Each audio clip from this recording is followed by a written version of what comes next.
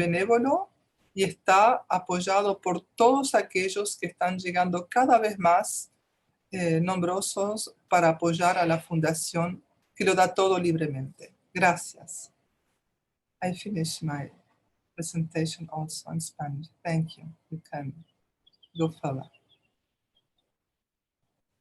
Thank you very much, Ursula. The next slide is Pete's slide. So please, Pete, go ahead. Thank you. So more on communication and media.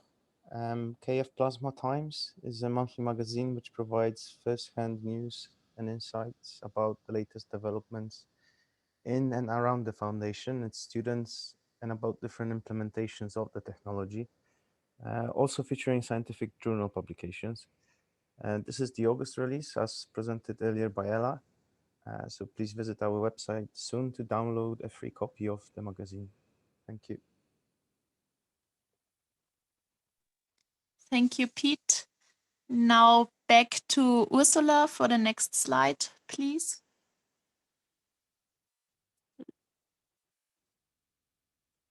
Ursula, if you like to continue, links to the official language groups. Yes, of course. These are all the links, official language groups. We can find it on Facebook. There are many, and you need only to be accepted in these groups. There are from many lands of Ghana, Albion, Arabic, Aramaic, Armenian, Bengali, Cantonese, Danish, English, Langue française, deutschsprachig, Hiku, and Greece. There are, of course, many others coming in slowly and surely. It's all Polish and Persian, Norwegian, Mongolian, Moba, and Mandarin, Korean, Japanese, Italian, Indonesian, Hokkien, Hindi, and Hungarian, and many others coming in every time. And it's, wow, it's continuing. Lingua portuguesa, Punjabi. Some I cannot even pronounce: Romanian, Russian, Slovenian, Spanish, Swedish, Tamil, Thai, Turkey, and Vietnamese. Maybe there are others.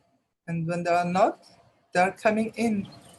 You can also apply. You can also propose something if your language is not represented there. So you're welcome, all languages around the world. Thank you. Thank you very much, Ursula. The next slide is Marie's slide concerning social media. So Marie, please go ahead. Yes, this is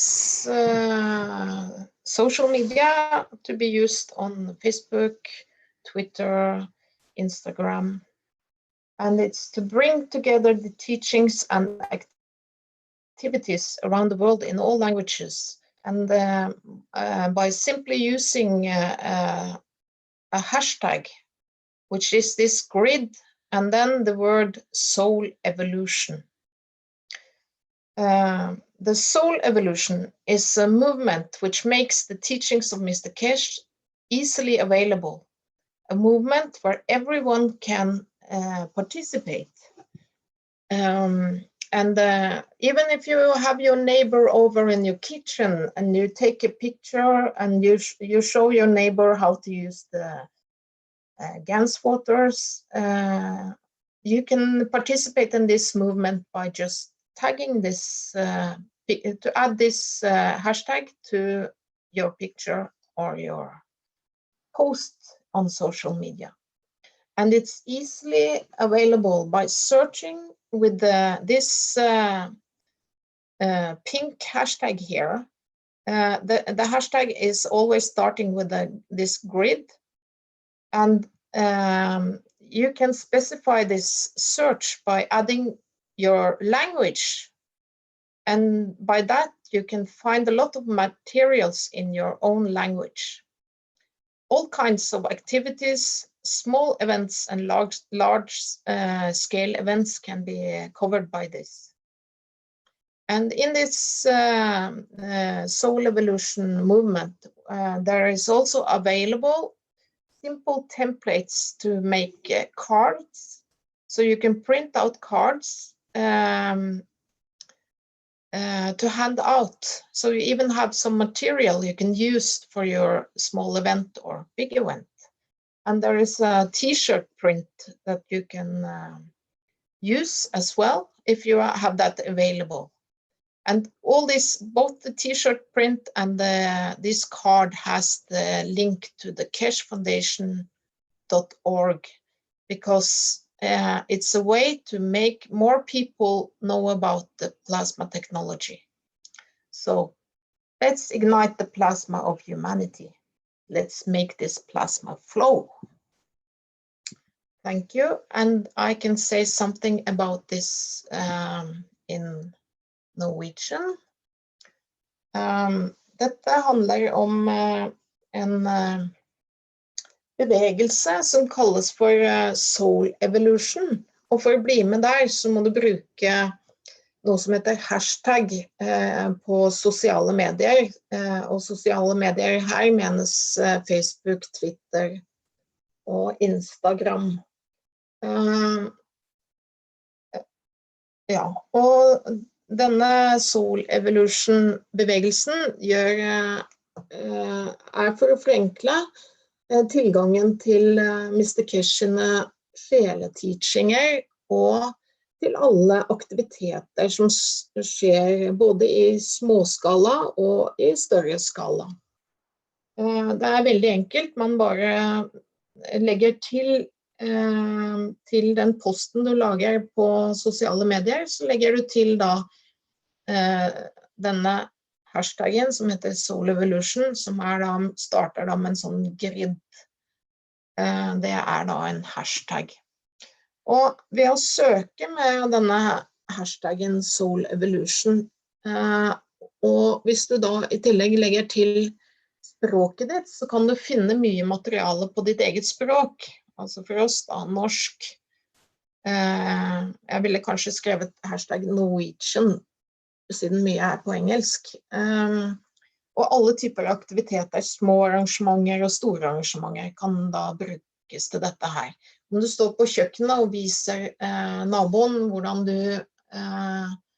hvordan man kan bruke plasmavann i for eksempel matlaging eller til hva du vil, så kan du ta et bilde, skrive en liten tekst og legge til denne her hashtaggen Soul Evolution. Så vil det dukke opp. Og tanken er at man skal kunne publisere dette her kanskje på en offentlig sending som One Nation, One Planet, One Race til høsten. Det er også med en mal til et kort som du kan klippe ut og printe og klippe ut, så du har materiale til å dele ut. Og det er også en mal til t-skjortetrykk hvis du har mulighet til å lage det. Så man kan gjøre det ganske artig. Alle trykka har med direkte link til keshefoundation.org, fordi for å gjøre det enklere for allmennheten å finne frem til Kesh Foundation og plasmateknologien og alt det vi lærer av Mr. Kesh. Så la oss få starta opp plasmaen vår, og la oss få fart i vellinga her. Da er jeg ferdig. Then I'm finished. Okay, thank you. Thank you very much, Marie. Now, what is our next topic? Our next topic. Something I'd like to interrupt here, that we do need to do a restart of our Facebook, and we may need to take a 5-minute break or something. Okay. In 3 minutes is the way I understand it. 2 or 3 minutes from now, we'll have to make the break. So if you can time that, that would be great. Okay. So we will going to make a break to restart the Facebook link, which will take place for 2 or 3 minutes, this little break. So please stay tuned and see you in 2 or 3 minutes.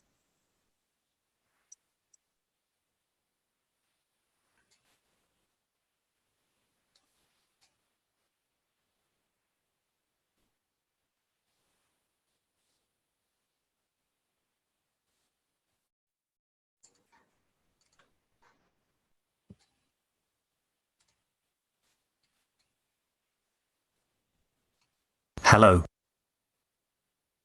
We are the Keshe Foundation. Our mission is to bring peace on earth and join humanity with the universal community. We wish and work to bring man as equal to all beings in the universe. By teaching plasma science and technology equally to everyone, no one is left out and no one is abused due to lack of knowledge. By donating to us, you can help achieve this goal. keshefoundation.org/donate.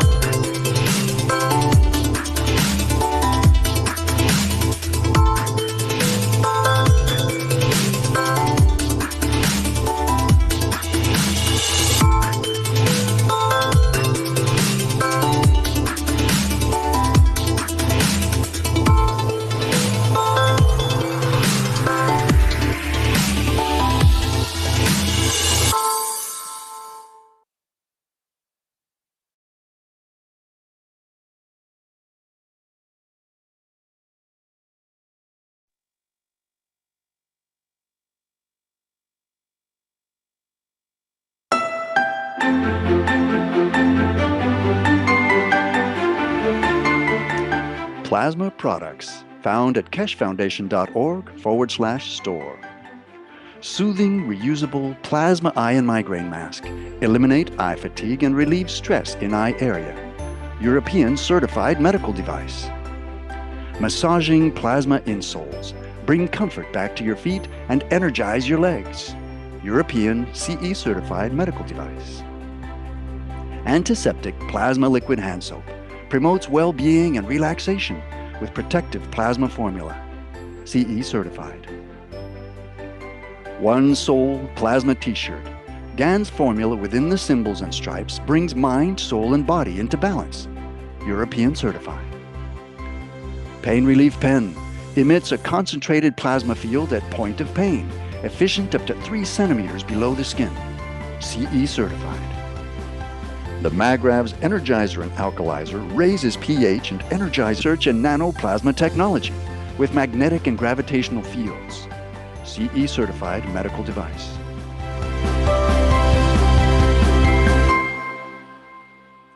Visit the online store at keshefoundation.org/store or find a distributor near you. Tax and shipping not included.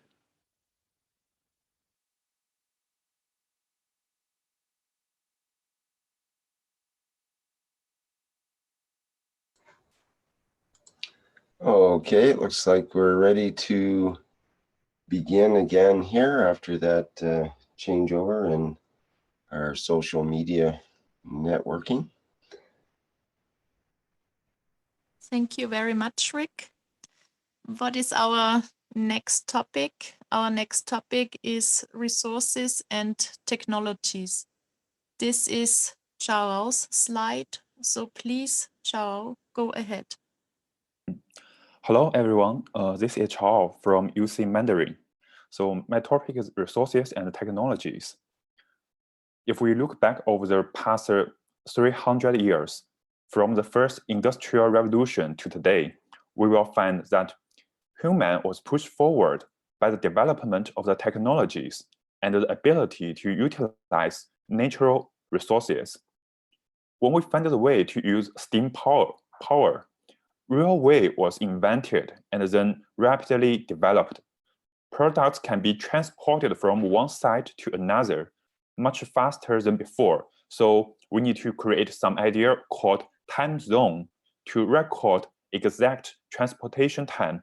It avoids the confusion with time.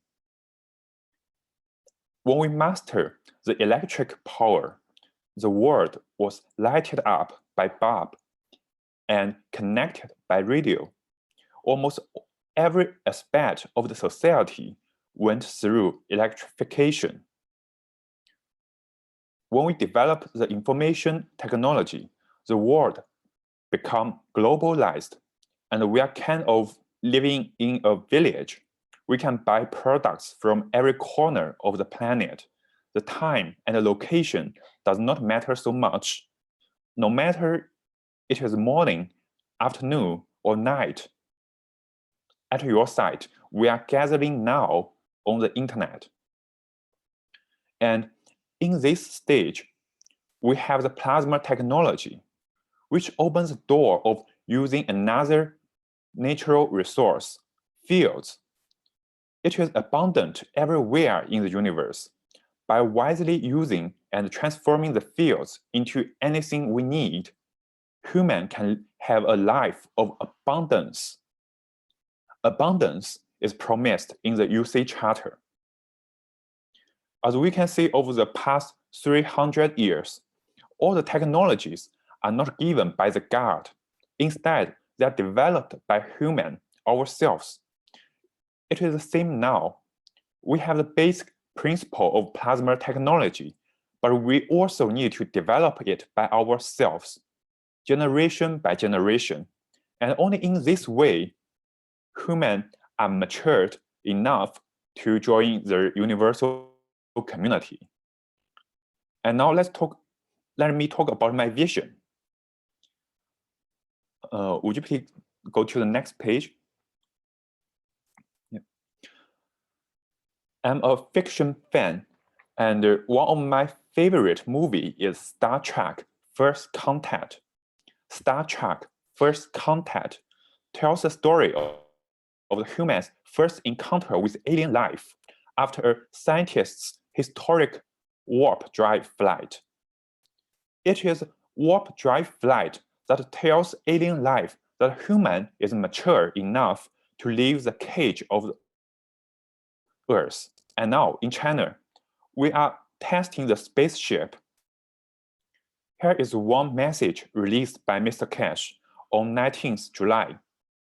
That Cash Foundation China's spaceship team has managed to achieve plasma ignition and creation of motion of internal system through free plasma production. We are recording voices of the system in trying to communicate. Detailed information can be found in the workshops by clicking the links below. I wish that when human, no matter from China or America or other countries, when human achieve the first spaceship flight using plasma technology, human will have the chance to have official contact with aliens, or what we call universal community. Like a newborn baby, human learn to walk, to run, and now to open the cage of Earth in order to travel in the universe. Thank you all. Thank you very much, Zhao. Maybe you can translate into your mother tongue. OK，行，现在我要简单的复述一下刚才我说的这些。我是在宇宙委员会里的普通话的代表石超敖。当我们看到过去300年的历史发展的时候，从第一次的工业革命到现在，我们会发现人类的历史一直是被技术的发展以及人类对于自然资源的利用的能力所推进的。当我们能开始使用蒸汽的时候，人们就创造了火车，然后火车又快速的发展，产品可以从一个地方很快的被运到另外一个地方。因此，我们就创造了时区这样的概念，然后来更好的记录这个运输的这样的一个时间，来避免时间的混淆。所以，社会的很多方面是通过技术的发展而被改变的。当我们能够使用电能的时候，我们用电灯点亮世界，然后用无线电可以远程通信，社会的每一个方面都经过了电气化这么一个过程。当我们开始发展信息科技的时候，也就是 IT 产业，就开始了传球化，整个我们就似乎像生活在一个村庄里一样，可以从一个地方买到整个地球上任意其他角落里生产的任何产品。然后时间和空间呢也不是那么重要，因为不论现在是早上、晚上还是其他时候，大家都可以聚集在一块儿，通过网络在这边一起交流。在现在这个阶段呢，我们有了等离子体科技，然后这给我们一种新的可能性，去利用一种在宇宙中更加普遍存在的能源——长体。如果我们能够很明智的去使用长体，然后把它转化成我们所需要的任何物质，那么人类就可以有着非常富足的这么一个生活。然后这也是宇宙委员会的章程里面所描述的、所承诺的。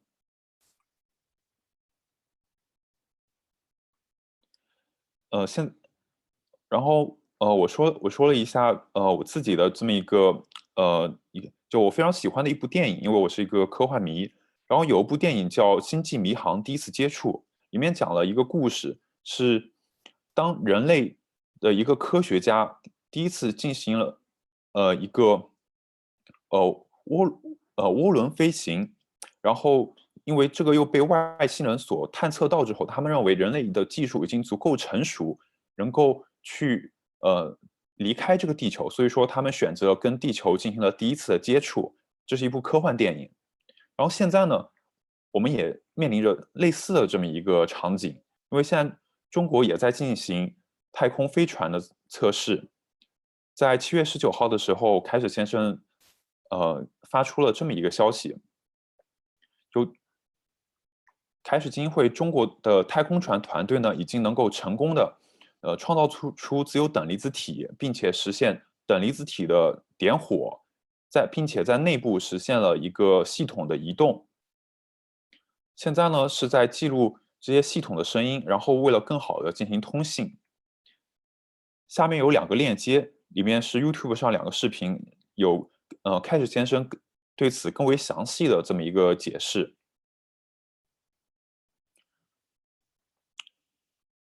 我有一个朴素的愿望，就是说，当人类不论是哪个国家的，是中国也好、美国也好，或其他国家，当人类能够成功的进行第一次的太空飞行，用等离子体的技术去实现太空旅行的时候呢，就人类就可以有着跟外星人正式接触的这么一个机会，或者说就可以正式的加入到宇宙的这个大家庭中。就人类就像一个孩子一样，在过去的上千年里，学会了怎么去走路，怎么去跑。现在呢，是学会怎么去打开地球这个牢笼，去更好去在这个宇宙中进行自由自在的这种旅行的这么一个时候了。好，谢谢大家。Thank you all. I'm done. Thank you. Thank you very much, Zhao. So let's go to our next topic, which is justice and equality. This is Carolina's topic concerning the wishes. So Carolina, if you can go ahead, please. Yes, thank you very much. Justice and equality as we have been trying to work through the understanding of creating wishes.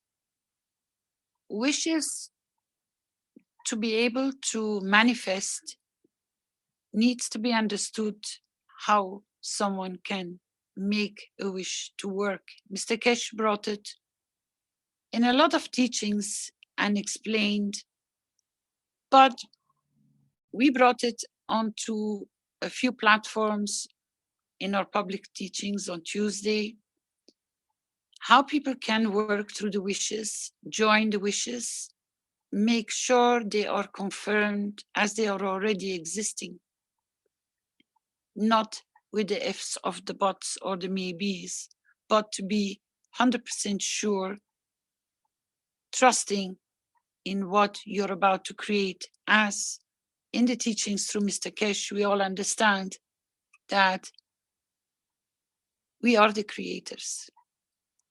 We can manifest through our intent and through the guidance of Mr. Keshe, how ethos is the most beautiful tool that a man can come to understand, to take full responsibility of his own conduct, can change many people's lives. We have a lot of testimonials from people which have and exercise the wishes, and it is beautiful. Our teams, by putting the wishes forward and simply confirming I am present, adds to the field strength for that wish to materialize, as we have seen in Togo. We have supported many, many different ways in the world, and we see the changes. And to all of us, sometimes it is a strange awareness of it works. But understanding the true essence why it works is, as recently one of the knowledge seekers has come up with the idea, as we are facing among our knowledge seekers a lot of people which are not in such a good condition, to create an iCloud of plasma fields where we are positioning through our giving and our attention and intent the field strength for those who are in need, that they can go and tap into the plasma cloud of giving. It's an open sharing, and people are so grateful that they can receive through this gift. It is in different ways that we are learning the path of the teachings of Mr. Keshe. Come and join us. We have opened the way we have worked last year in August in the blueprint of the World Peace Treaty. We start applying the understanding how wishes can work and serve humanity. Because as Mr. Keshe says, it is exchange for peace, you receive knowledge. And it's vice versa. We are all on a learning path of this beauty. So the Universal Council is inviting you to join and share our wishes, to add your wishes, and inspire so many others how they can bring the change. We have put the link here so you can discover a new way of working through your giving. Thank you very much. Thanks a lot, Carolina. So Arthur is the next slide concerning justice and equality. So please, Arthur, go ahead. Justice and equality. And justice and equality seems a very complicated human endeavor. We have written millions of books about what is justice and equality. As complicated as humans have made justice and equality, in fact, it is very simple. Every soul manifested in a human body has the right to express themselves freely, has the right to have access to all resources on this planet and everywhere in the universe without any restriction. When we create love and peace as the pillars of our existence, the justice and peace will follow. How can we be lovers in peace and don't have justice and equality? Thank you. Thank you very much, Asa. What is our next topic? Our next topic is ecology and sustainability. This is Armen's slide, so please, Armen, go ahead. Yes, ecology and sustainability. Sustainability and ecology are a major part of this project. Obviously, no one can exist without being sustainable. MAGRAV blueprints are found at the address listed. MAGRAVs have been developed to reduce the impact on the environment, governments, households, and to achieve peace. In this respect, the CAR unit has been developed to increase performance and reduce environmental impact as it reduces the exhaust pollution and fuel consumption. Next slide, please. Here we have Tom Salas's video that we need to play, which shows the Hurricane Maria in 2017, where the damage in the area is considerably less or none whatsoever, compared to the rest of the area. Please play the video.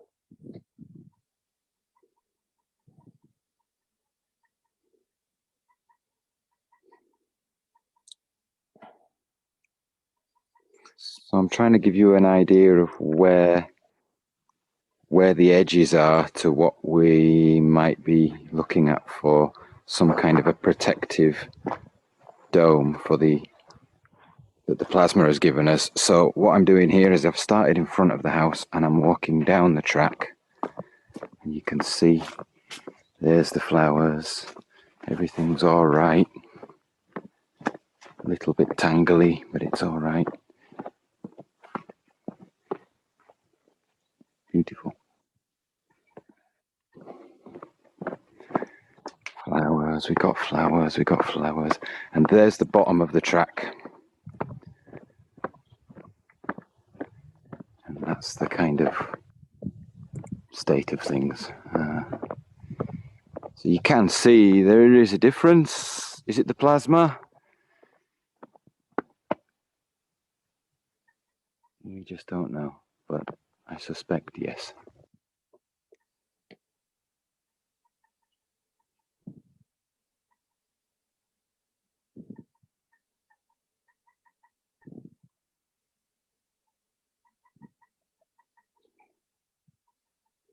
This is, I guess, getting to the house, if I'm not mistaken.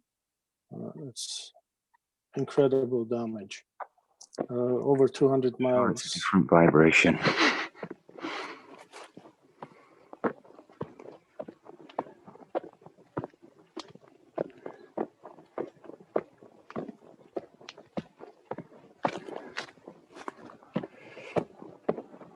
And I'll go and stand right in the center in front of the house. Say hi. Hi. And that's the way it looks right in front of the house. And there's our beautiful mountains that were once green and they're now brown. Right, here's the little shed that's intact. And kind of over the top there is my little house shack that got blown down. And kind of over there is the other shack that got blown down. So we feel that there was a ring of let's call it a ring of oasis around the house of a couple of 100 feet. And then there was an edge to that ring where things started to get a bit more vulnerable. We don't know. We don't know if that's the case or not, but have a look for yourself. It's certainly a nicer vibe up here than it is down at the bottom of the track.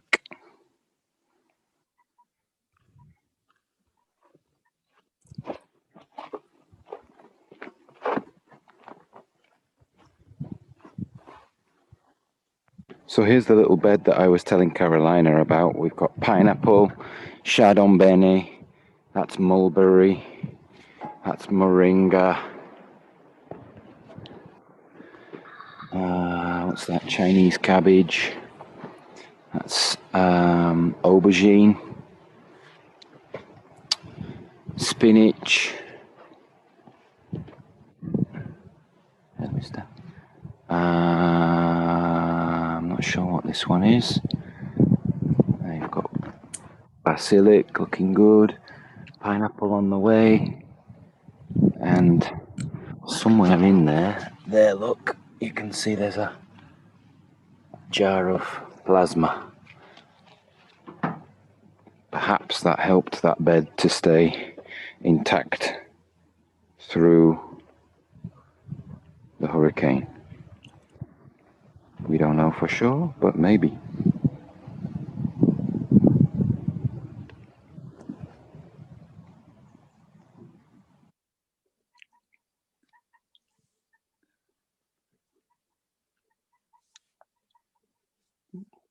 That was an amazing video. And here are some of also some extra additional pictures, photos, the difference between destruction and the protected area.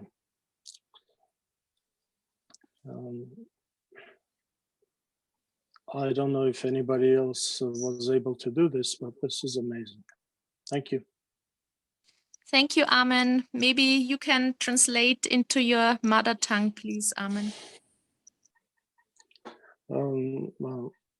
Ուրեմն առաջի այդտեղ գծագրի հասցեներ դրված, որտեղ կարող են գտնել Magrav Unity նկարագրությունը եւ ինչպես պատրաստելը։ Դրանից հետո նաեւ Magrav Unity design-ը, այսինքն ստեղծումը արվել է նրա համար, որ սպասարկեն ժողովրդին իհարկե առաջի հերթին պետություններին պանությանը եւ ընտանիքներին մեքենայի ինքնաշարժերի համար ստեղծված Magrav Unit-ները ուրեմն ստեղծվել են նորից բնապահպանության եւ խնայողության ուրեմն վառելիքի խնայողության համար Մյուս բանը, որ վիդեոն, որ ցույց տվեցինք այստեղ, ուրեմն վիդեոն Tom Salasի վիդեոն է, որը Dominican Republic-ում եղած հurricane-ի ժամանակ, որից հետո նկարվել է, ուրեմն ցույց է տալիս սահմանը, որտեղից արդեն ուրեմն վնաս չկա եւ որտեղ արդեն մեծ վնաս կա։ Հիմնականում դա է այդ վիդեոն եւ ես շատ զարմացած եմ դրա վրա։ Եվ մյուս նկարները արդեն տեսնում եք նորից իրենց պարտեզից են եւ մյուսը վնասված շրջաններում են, որը ավելի ծովին մոտ է։ Իհարկե իրենք ավելի բարձր դիրքում են գտնվում։ Բայց նորից սահմանների վրա մեծ վնաս կա։ That's it. I'm done. Thank you. Thank you very much, Armin. Now let's move on to humanitarian resources. Please, Carolina, go ahead. Thank you, Carolina. Humanitarian resources. I chose this picture as it was on our first website. It is absolutely not even showing everything. As Mr. Kesh was explaining to me, people are not ready yet. That's a couple of years ago. Now, when we bring this one forward, you can link it to all the teachings of Mr. Kesh, how complete his knowledge and the explanation has been. So many of you have already put the puzzle together. It gives you so much more. Your magraphs, your Ganses, as been seen before in Tom Salah's video. It is a true gift of an oasis. Oasis stands for the word abundance. It is absolutely, thank you to Mr. Kesh and his teaching and all the knowledge seekers which have started walking on the path of this knowledge and sharing it so freely as it is the ethos of Mr. Kesh. Teach others freely. Thank you very much. Next slide, please. Humanitarian resources. This is one of the beautiful charts which actually started with Renan and the Filipino team. It is amazing how it started coming as they are working on so many different ways to help in the Philippines. Simple way, but very effective. If you look at this plasma first aid kit, as Ursula was asking quite a few times, we need 2 rolls. I said, yes, they are already in place. She says, I want to have it a little bit more simple. I said, yes, it is there. So Dr. Klaus from the medical team has developed this charter, which is amazingly beautiful. It has been adjusted over time as more and more knowledge and slightly corrections were put in place for people to make sure that they can do it themselves. On the right side, you see the first plasma aid kit. So people can have it in their cars, they can have it going camping, they can have it traveling. It is a brilliant idea. It has been given to so many places where people were really in need. I hope people can copy this charter of the first aid. It shows the beauty of the simplicity. That's number one.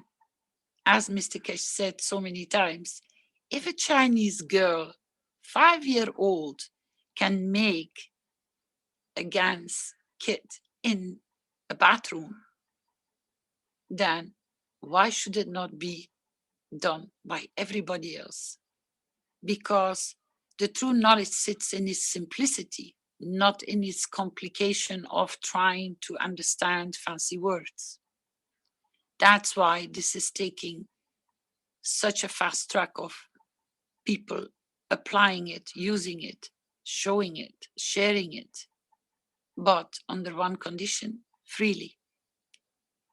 I thank the teams which have worked so hard to put this one together, but above all, Dr. Klaus, who spent hours and hours putting this one together. You can find it everywhere.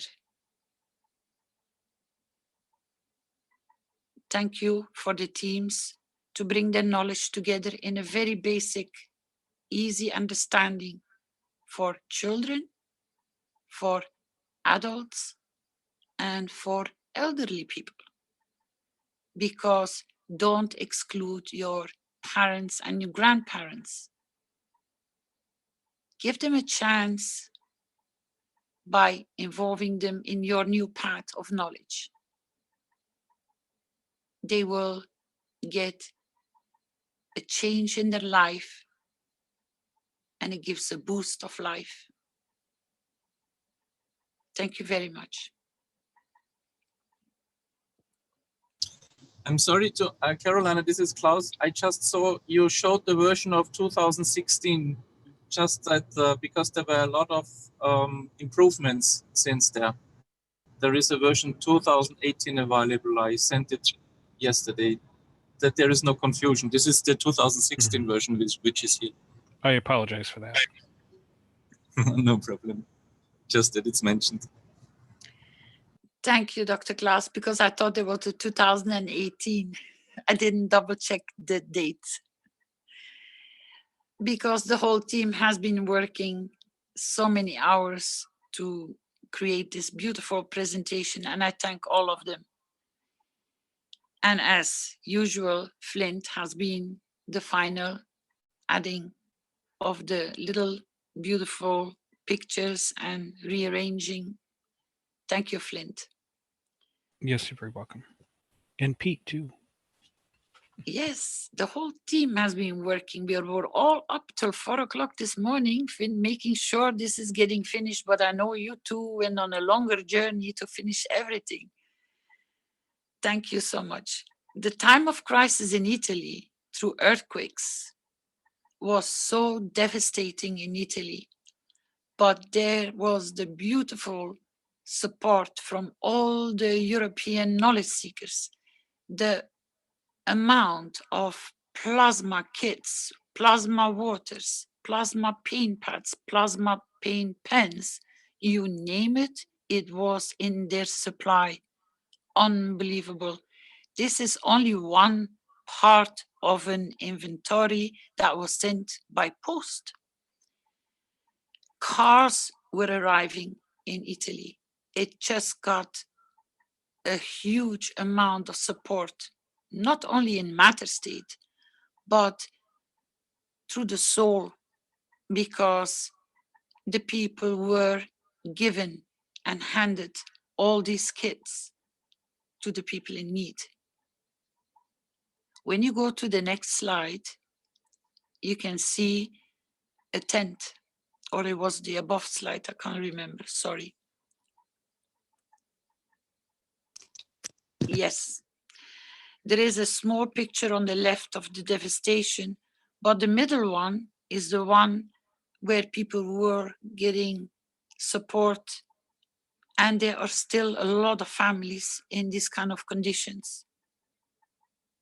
It's not because the earthquake is gone and everything has quietened down that those people have been in a different position than where they were at this moment. We can do more. We can share more. On the right side, you see the vests full with GANs, because at that given moment, it was very cold. It was not warm and cozy and summer that people could stay comfortable in the tents. It was freezing cold. It was actually snowing, because one of our team members could not even make it to the point of meeting because he couldn't get through the snow. He had to come back. Next slide, please.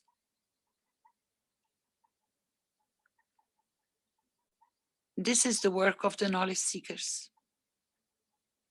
We are requesting worldwide to our knowledge seekers, please be ready. It happens, it doesn't happen, but be ready and keep reserve in case of need. You never know where you can send your beautiful gifts to so many people. We inspire people to also send the teachings with the Ganses, because as Tom Salas in his other videos has shown so many knowledge seekers that when you can't go to the shop, you can pick up your whatever you need in nature.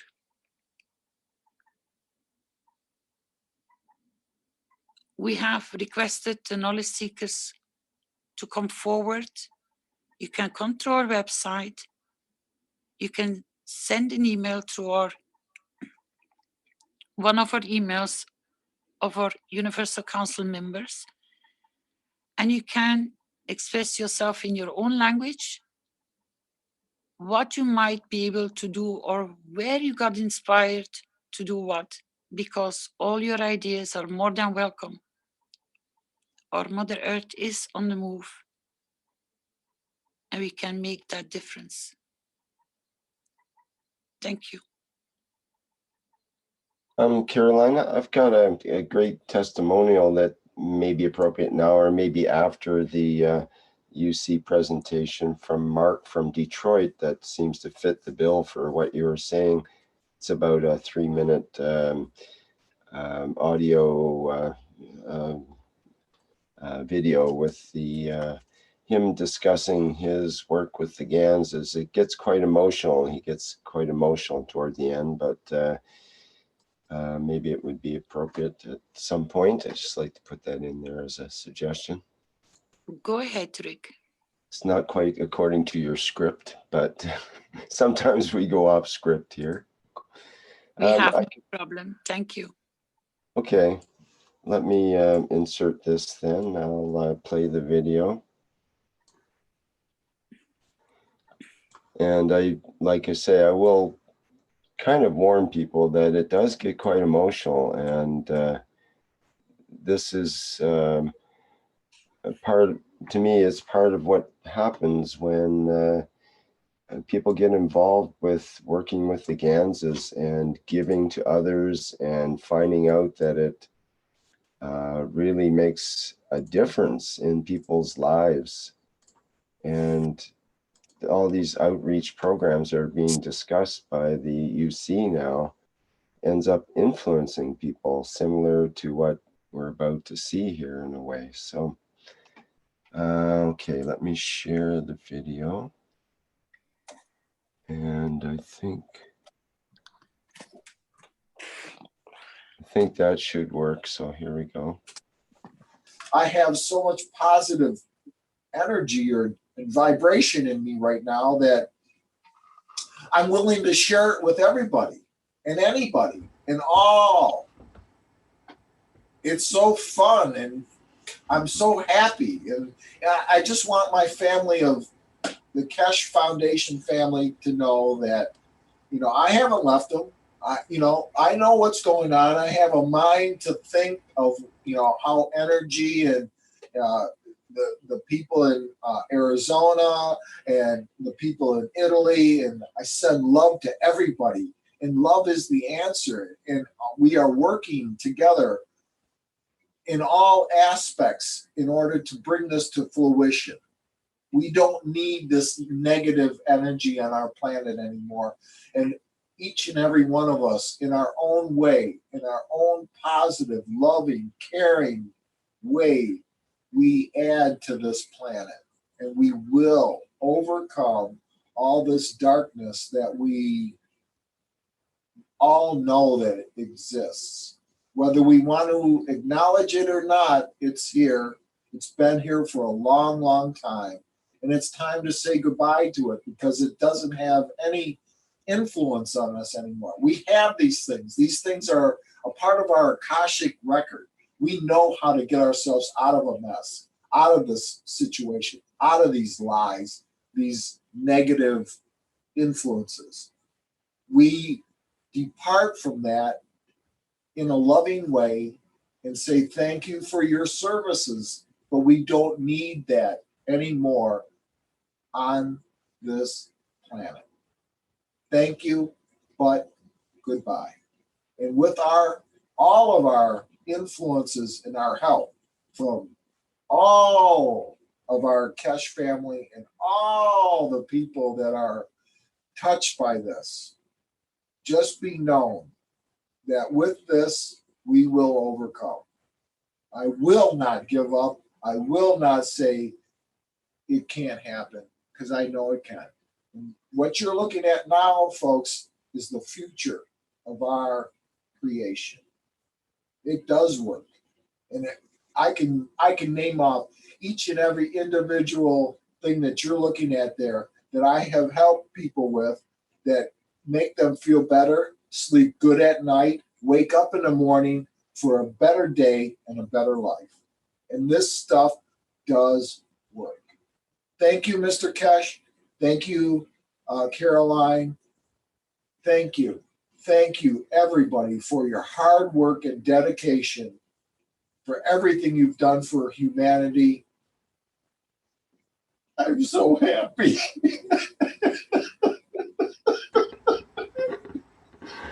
Oh, I knew that was going to come. Oh, well, thank you, Mark. That was beautiful, beautiful testimonial. Thank you, Brother Rick. Thank you. Thank you. You got such a big heart. I'll never leave you guys. Never, ever, ever in a day. And if Well, I could all scoop you up in my arms and give you a hug right now, I would. well, I love you all with my heart. Thank you.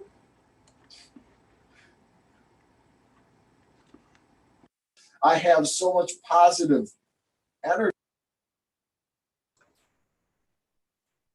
okay, that's the video. It's, as I warned, it gets quite emotional. And right after that, Mark pulled himself completely together and was able to carry on. And we carried on with, that was in the Keshe Plasma Reactor group last night.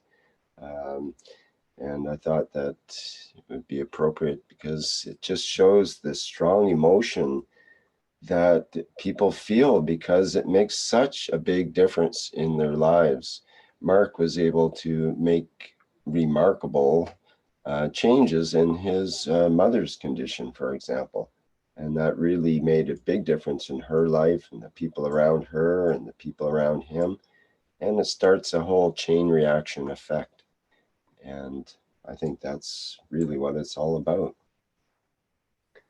Thank you so much, Rick. It does touch people and Danny Moore is one of the ones who is dealing with the testimonials. She collects them for the foundation. There are hard-working teams in the background, which names never come onto the surface, unknown to a lot of knowledge seekers, but there are great teams working everywhere. But the most beautiful thing is that they carry the ethos of Mr. Keshe and the conduct of sharing freely. To my knowledge, this has never taken place so freely. It's an open university of such a beautiful knowledge, but given so freely. And people start coming to understand how to do it better, how to do it more beautiful, and not to hold back. More and more knowledge seekers in the last few weeks have changed and start posting their work. They're proud to be a knowledge seeker. As Mr. Keshe said before, it is an honor to see so much work getting shared, and it elevates so many more people to work through their conduct of the intent to share and to give, which is shown in all the soul teachings of Mr. Keshe. We have provided all the links that people can go and get directed straight to the topic of their interest and what they want to know more. I thank you all. You're a great Keshe family, and gluing together in such a beauty is all. As a thank you to Mr. Keshe. I hope he receives the pleasure of the beauty of his achievement.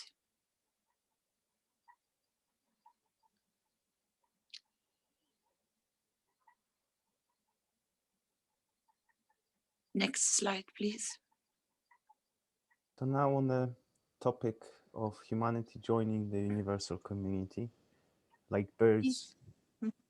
Please, like Pete, go ahead. Yes. Thank you. So now on the topic of humanity joining the universal community, like birds leaving the nest and joining a flock of their own kind, let's now spend a couple of minutes watching a video extracted from the 45th One Nation, One Planet, One Race public platform, for which the link is available at the bottom of the video. So if you Flint could play this video, thank you. From universal community will ever enter or interfere with any society anywhere in the universe if they have not managed or they are not matured to enter into the space of universe on their own accord, which means mankind has not entered into universal space, which means mankind has not matured enough to understand how to leave this planet to be able to survive in the spans of universe. And when that point achieved, which means a race has matured enough to leave nest and can sustain life, then the universal community will join in, or you join in the universal community. And this is about to happen. In a very short time, mankind gains enough knowledge that it will be able to leave the nest. And it's like a bird, you know, in a nest of trees. The flock is flying, going somewhere. You get up to join the flock, to be part of, to go. Till you don't have the wings to fly, you cannot join the flock. And now that means it's given to man. In the next few, maybe hours or days, man will join the universal community without a shadow of a doubt. Chinese Keshe Foundation has reached the point. We are just on the verge of breaking through. We are staying solid. We have meetings with the governments on a daily basis. That once we achieve this point, not only changes the course for mankind, but the universal community will open to mankind. And a lot of things which now are a problem,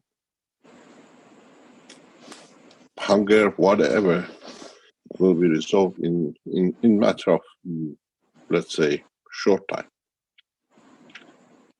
Man has to be able to join the universal community in its true essence, and then the mankind will reach the point of maturity in joining the, what do you call it, the flock, people, lives that exist in the universe.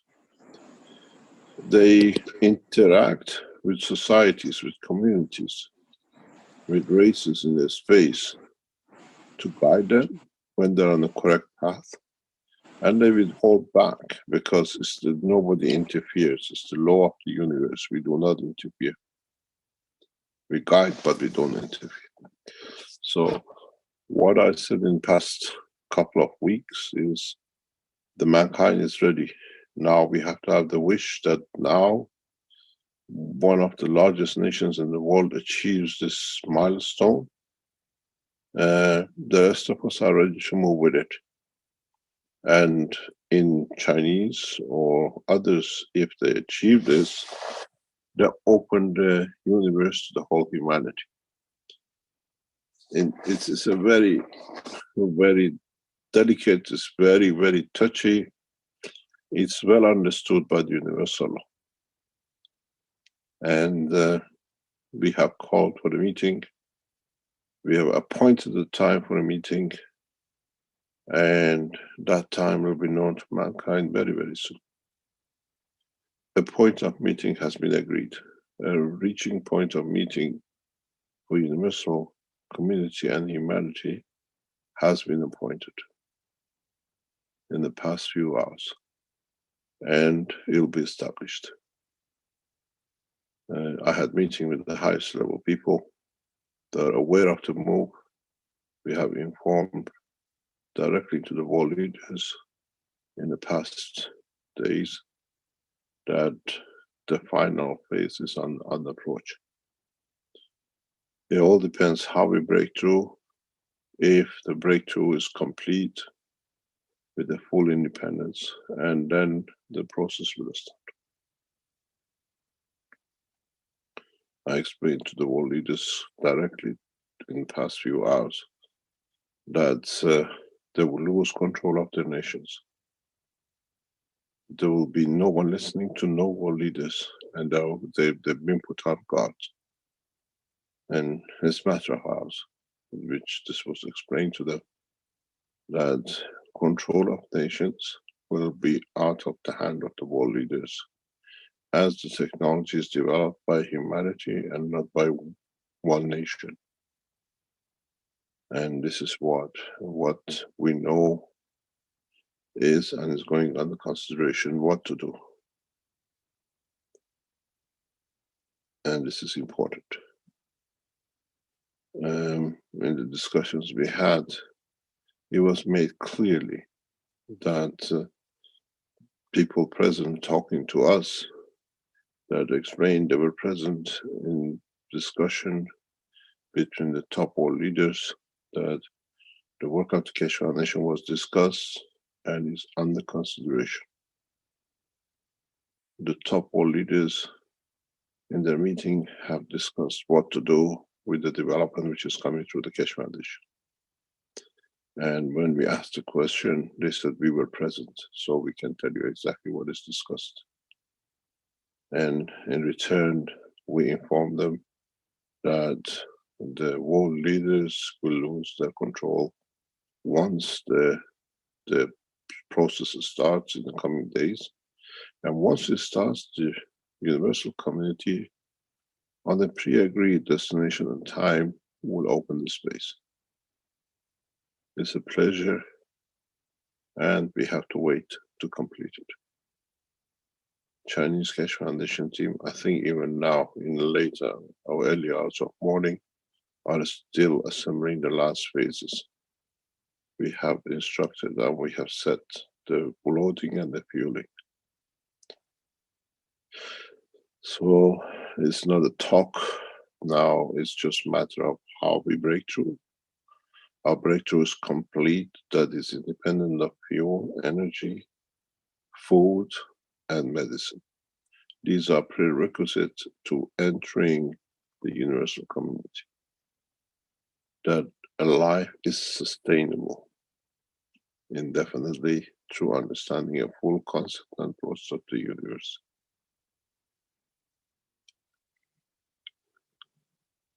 So what we said a couple of weeks ago, 2 or 3 weeks ago, now has entered literally to its countdown. And as I said, I've been in discussions with governments in past weeks and days, and today we declare to the world leaders directly through their access to the highest level that they will lose their control of their nations as the processes is started. And is not this a coup d'etat, it's just maturity of the man, that we work as one team and one group, and at the same time, the second we take off without what Iran has achieved exactly 10 years ago in the hand of the knowledge seekers, the borders become irrelevant. Governments with the borders become irrelevant. And this is going to be a mayhem which is already will finish.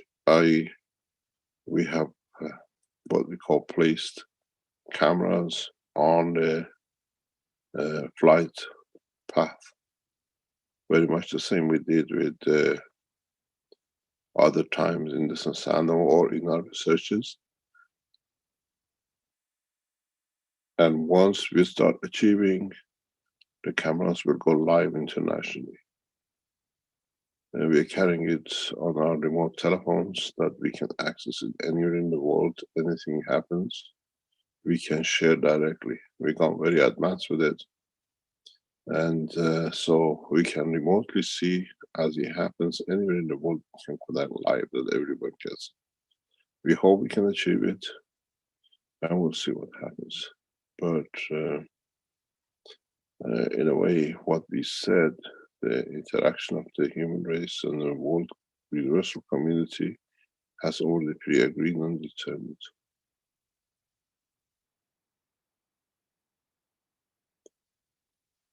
Thank you very much.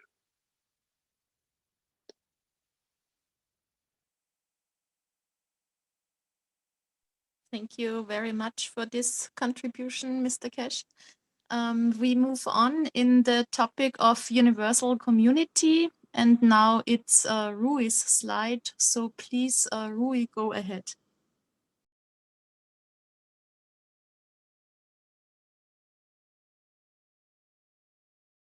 Rui, are you present? Yes, I'm present. I'm sorry. Sorry, I think I'm solving the problem of the sound. It's okay now? Yes. Okay. The universal community, it's we talk about the council. The universal council is to be the bridge between humanity and the universal community. The universal council will be the contact point for all humans and other beings traveling space or being visiting planet Earth. The universal council is responsible for interaction with the universal community, conditions, interfaces, visitors for those already here. And the universal council will be the interface between on how to share on Earth new technologies offered by the universal community through open source and free for all.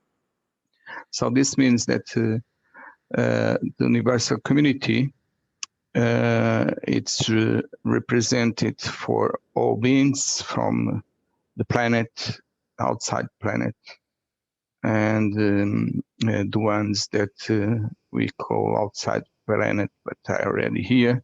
Someone's in different dimensions.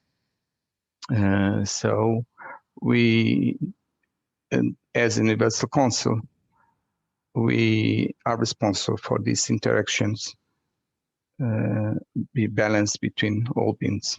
Thank you. Thank you, Rui. Maybe you can translate into your mother tongue, please. Yes. A comunidade universal, neste campo com o Conselho Universal, é uma ponte, pretende ser uma ponte entre a humanidade e esta comunidade universal. Este é o primeiro ponto. O segundo ponto aqui é que o Conselho Universal será o contacto, o ponto de contacto dos humanos com outros seres e viajantes do espaço ou que estão visitando o nosso planeta. Este Conselho Universal é responsável pela interação com a comunidade universal relativa a condições, à ligação entre elas, e os visitantes, mais uma vez, e os que já estão cá, que ainda não são de conhecimento geral. E, por último, o Conselho Universal será essa interface e para partilhar as tecnologias do nosso planeta e no nosso planeta oferecido pela comunidade universal através de um canal aberto e que será livre para todos. Portanto, isto é uma das coisas principais do Conselho Universal, é fazer esta ponte e este contacto com todos os seres que vivem no planeta, incluindo os que já cá estão, os que fazem parte do planeta, seja mineral, vegetal, animal, ou pura e simplesmente só almas que andam por aí. E esta é a mensagem que passam. Obrigado a todos. Thank you, I finished. Thank you very much, Rui. And slide, please.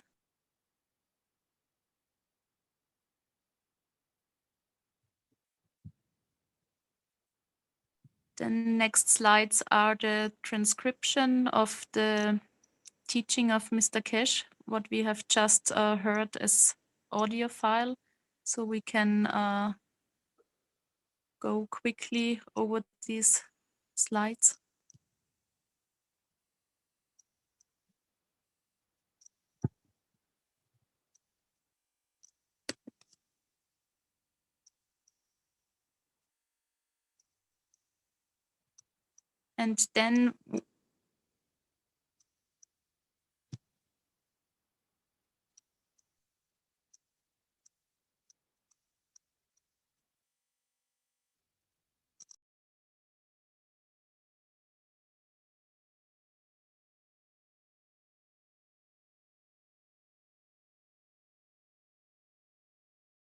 And then we are here at our next topic, which is future plans. So what are our future plans? Our future plans consist of invitation to all knowledge seekers to share their view of the future with us via email, Facebook, and other platforms.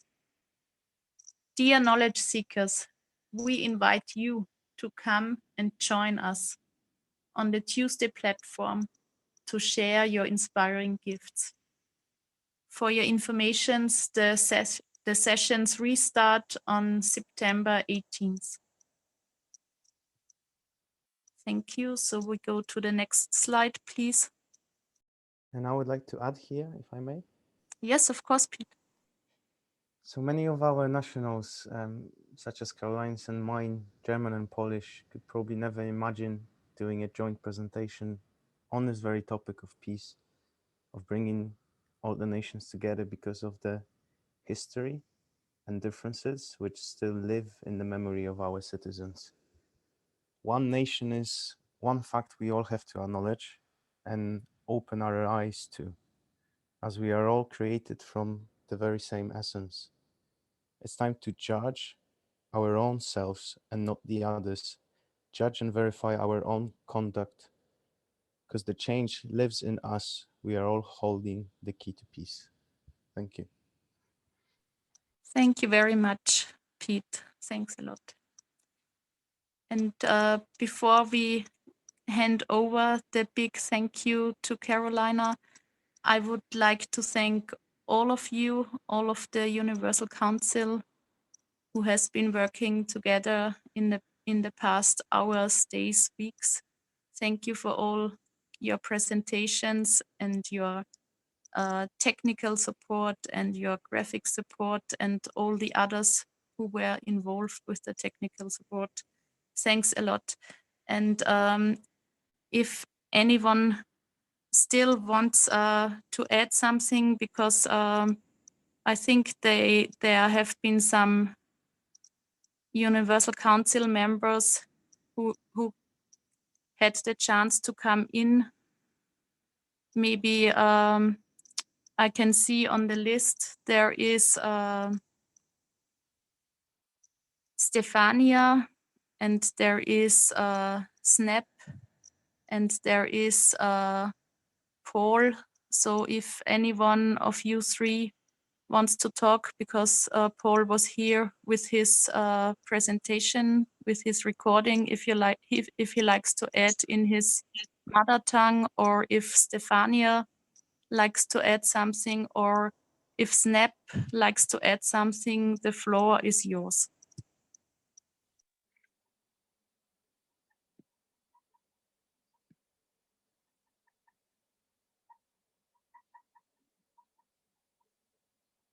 Is there anyone hearing me of the three people, of Stefania maybe is able to talk, or Snap is able to talk, or Paul likes to add in his mother tongue something.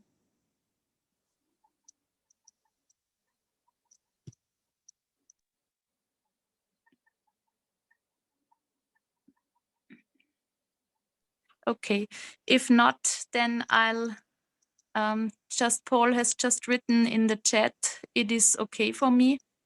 So you want to say something or you are done? You can interpret it in two ways now. He's done. He's just writing, he's done. Okay. Thank you, folks, for your feedback. And now I'll hand over for the final slide to Carolina to present. So thanks a lot. Thank you very much. Thank you, teams. Thank you, Universal Council members. Thanks to the Earth Council and thanks to the core team.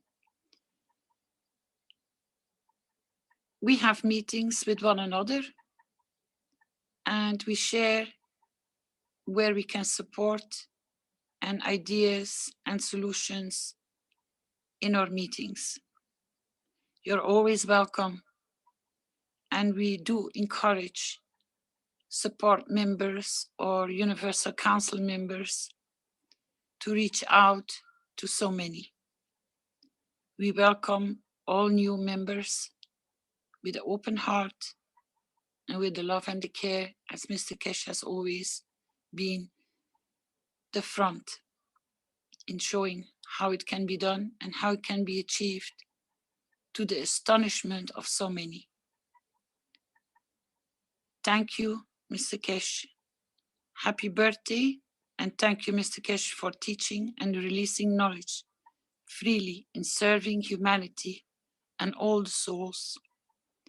Thank to all KFSSI teams. Thank to all the knowledge seekers globally. We give our soul support and success to all the teams working on spaceship development. Next slide, please. Happy birthday. It is an important day for my husband. Happy birthday, my husband.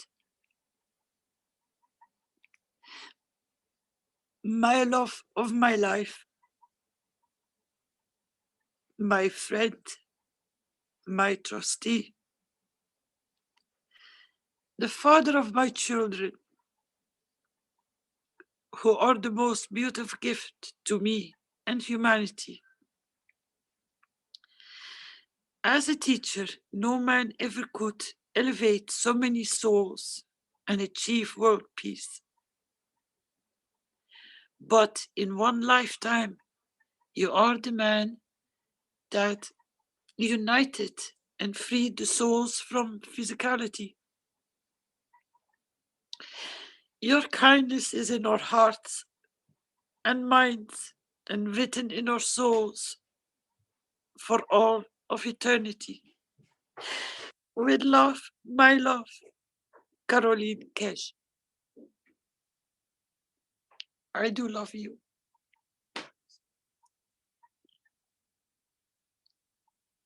There are more birthday wishes. Pete, have you any more birthday wishes or do we go to the card? There is one happy birthday from the Arabic language. Yeah, I think this would require Flint to refresh the presentation. It may not be loaded there. It comes after this slide that you are showing now.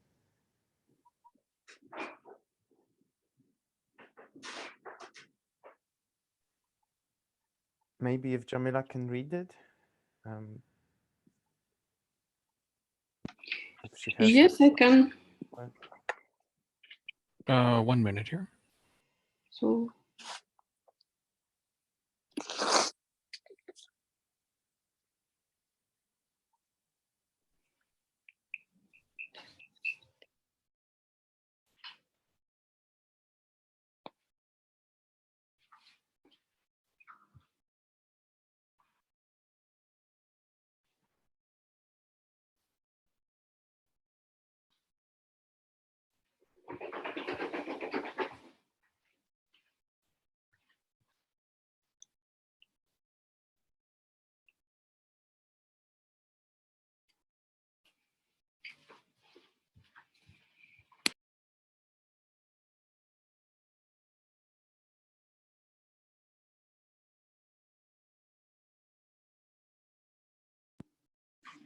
Do you want me to read it now?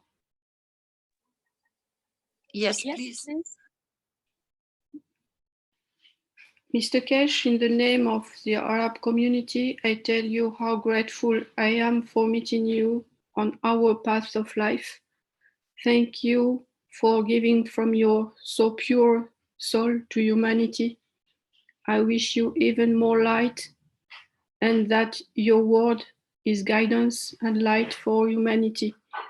I wish you happiness this year to see peace settle on earth and beyond. Thank you. Happy birthday and best wishes, Mr. Kesh.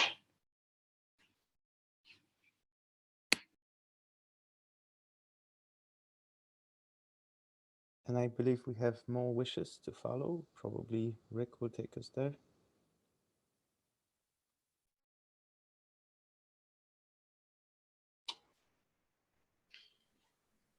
Hello, is that, I missed that a bit. I think my name came up there for. Yeah, we have other birthday wishes, I think. Yes, right.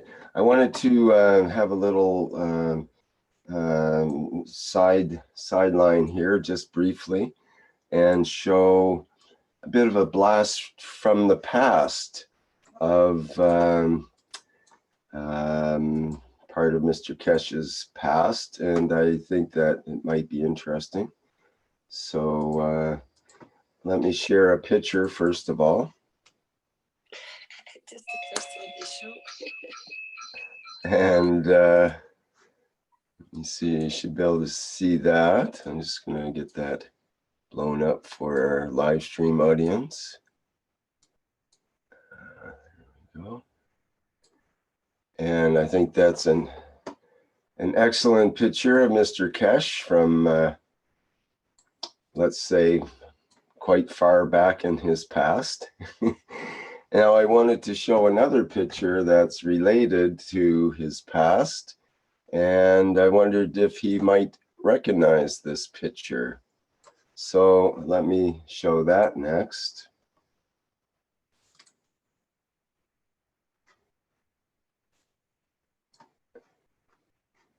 And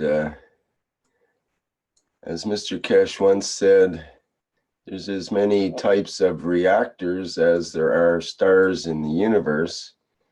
Well, this is one of the first reactors that he encountered, I believe. This is the Queen Mary University in London reactor that was started back in the 1960s. I believe this picture was in 1970. And it would have been, I believe, a few years after that Mr. Kesh was working with this reactor, is the way I understand it. I could be wrong, but I could use correction on that, but that's what I believe. I don't think that's a picture of him there, but not at that date at least. And I thought that was kind of fun because a lot of people don't even believe that reactor existed. And that's the picture of it. And I'll also just briefly wanted to let me put up, let me see how I can do it this way. This is a document actually that's on the decommissioning and delicensing of the Queen Mary College Research Reactor.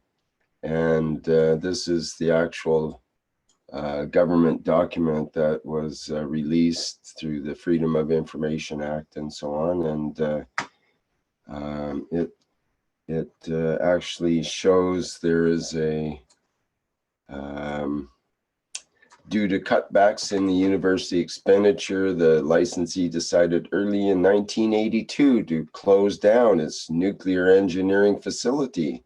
And the final run on the reactor was carried out on the 1st of April, 1982. So that's why when people look for that there's no longer, they see no record of a nuclear reactor in Queen Mary University. Well, it's because it was shut down in 1982, and let's get all the specs on it in this document and how they took it apart and so on. And it's quite interesting. So it's just a bit of detail from Mr. Kesh's life a few decades ago. And I thought it might be interesting for people, and especially for Mr. Kesh to see that that reactor. Maybe he has a comment he'd like to make on that if he's able to view it. Yes, I can make a talk about this. It brought back beautiful memories. This is this reactor.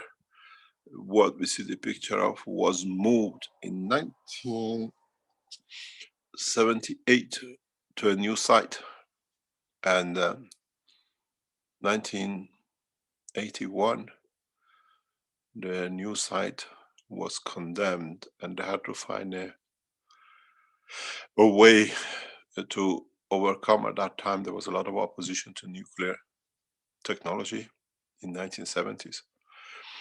What you see is in the basement of the nuclear engineering department, right in the center of Mile End, in the center of London. Nobody knew there is an active nuclear reactor. They cleverly took this thing out and moved it about 5 kilometers into a river near top of Thames in what is known as Bow. And I started working on a new reactor. This is the old site. But the strange thing is I have a very good memory about this stairs and above it, because we had this huge hole in the ground, which nuclear reactor was kept up to then in the department. And there was a bridge into the control room of this building. It's just above. You see the glass room in the background. This is nearly 7-10 meters below ground. And we had to go into that room to do our punch cards. Those days, computers was a punch card business. It wasn't like now you could type things on. We used to have to punch everything, dots and whatever. And many times crossing that bridge, we had laughters when the friends used to just push your arm and the whole cart flies, rains down 7-10 meters on the ground on the reactor floor. We have many good memories. And this reactor you see is on the floor. This is the same reactor we showed in 1981, that this reactor radiates beyond the boundary of the building in central London. And there was no choice but to shut down. I did a thesis on showing the radiation leakage in 1981 as part of my final thesis, when it became untenable to keep radioactive material in central London. It seems to say that the cleanup seemed to go fairly well. They didn't have a lot of radiation leftovers, and it's a very small. So they say. It's a very small reactor, high rich uranium, 95-97%, aluminum plates. I used to change plates, and we used to play game with this. What you see on the floor, the white little shed, that's where the nuclear material, that's the reactor itself. And we used to hoist the top oven in 4 sections, and we couldn't put it back in again because it would take another 3 hours to shut down, or sometimes more. So we used tape it that it showed the gate is down, and what we call the nuclear industry inspectors could never see anything was open. And we used to run an open nuclear reactor. It's very interesting. It's very high in rich uranium plates. We used to change combination of plates to show the leakage, and we showed that it goes beyond the boundary. It's very much, this is where I learned about the plasma radiation field beyond boundary, because in the final graph in the university papers, we show the peak. Literally, if you look at it, the peak was guessed to be within that square box. But we showed the peak of neutron radiation is beyond, literally 10 meters beyond the fence. And how big was the actual reactor itself? That's it. You see that square box, that's a nuclear reactor. The box, you mean in front? The ones with numbers, 25 and 26 on it? Yes. Oh, that was when it was moved into the new reactor side. We had a remote control. We sat in the control room, and it was like a cinema theater. and the reactor is on the floor. So we control it from the control room. And you need to have clearances from Ministry of Defense and the nuclear industry to enter that section. And as what we call trained students, so two of us had a permit to go on the floor because we had to learn how to change fuel and everything else. And that's more or less what it was. The others in the background, you see, is all the controls. This was thought is needed, but when we moved to the new place, they dug a ground hole and they buried it in. And we literally brought that box into the big box. And it's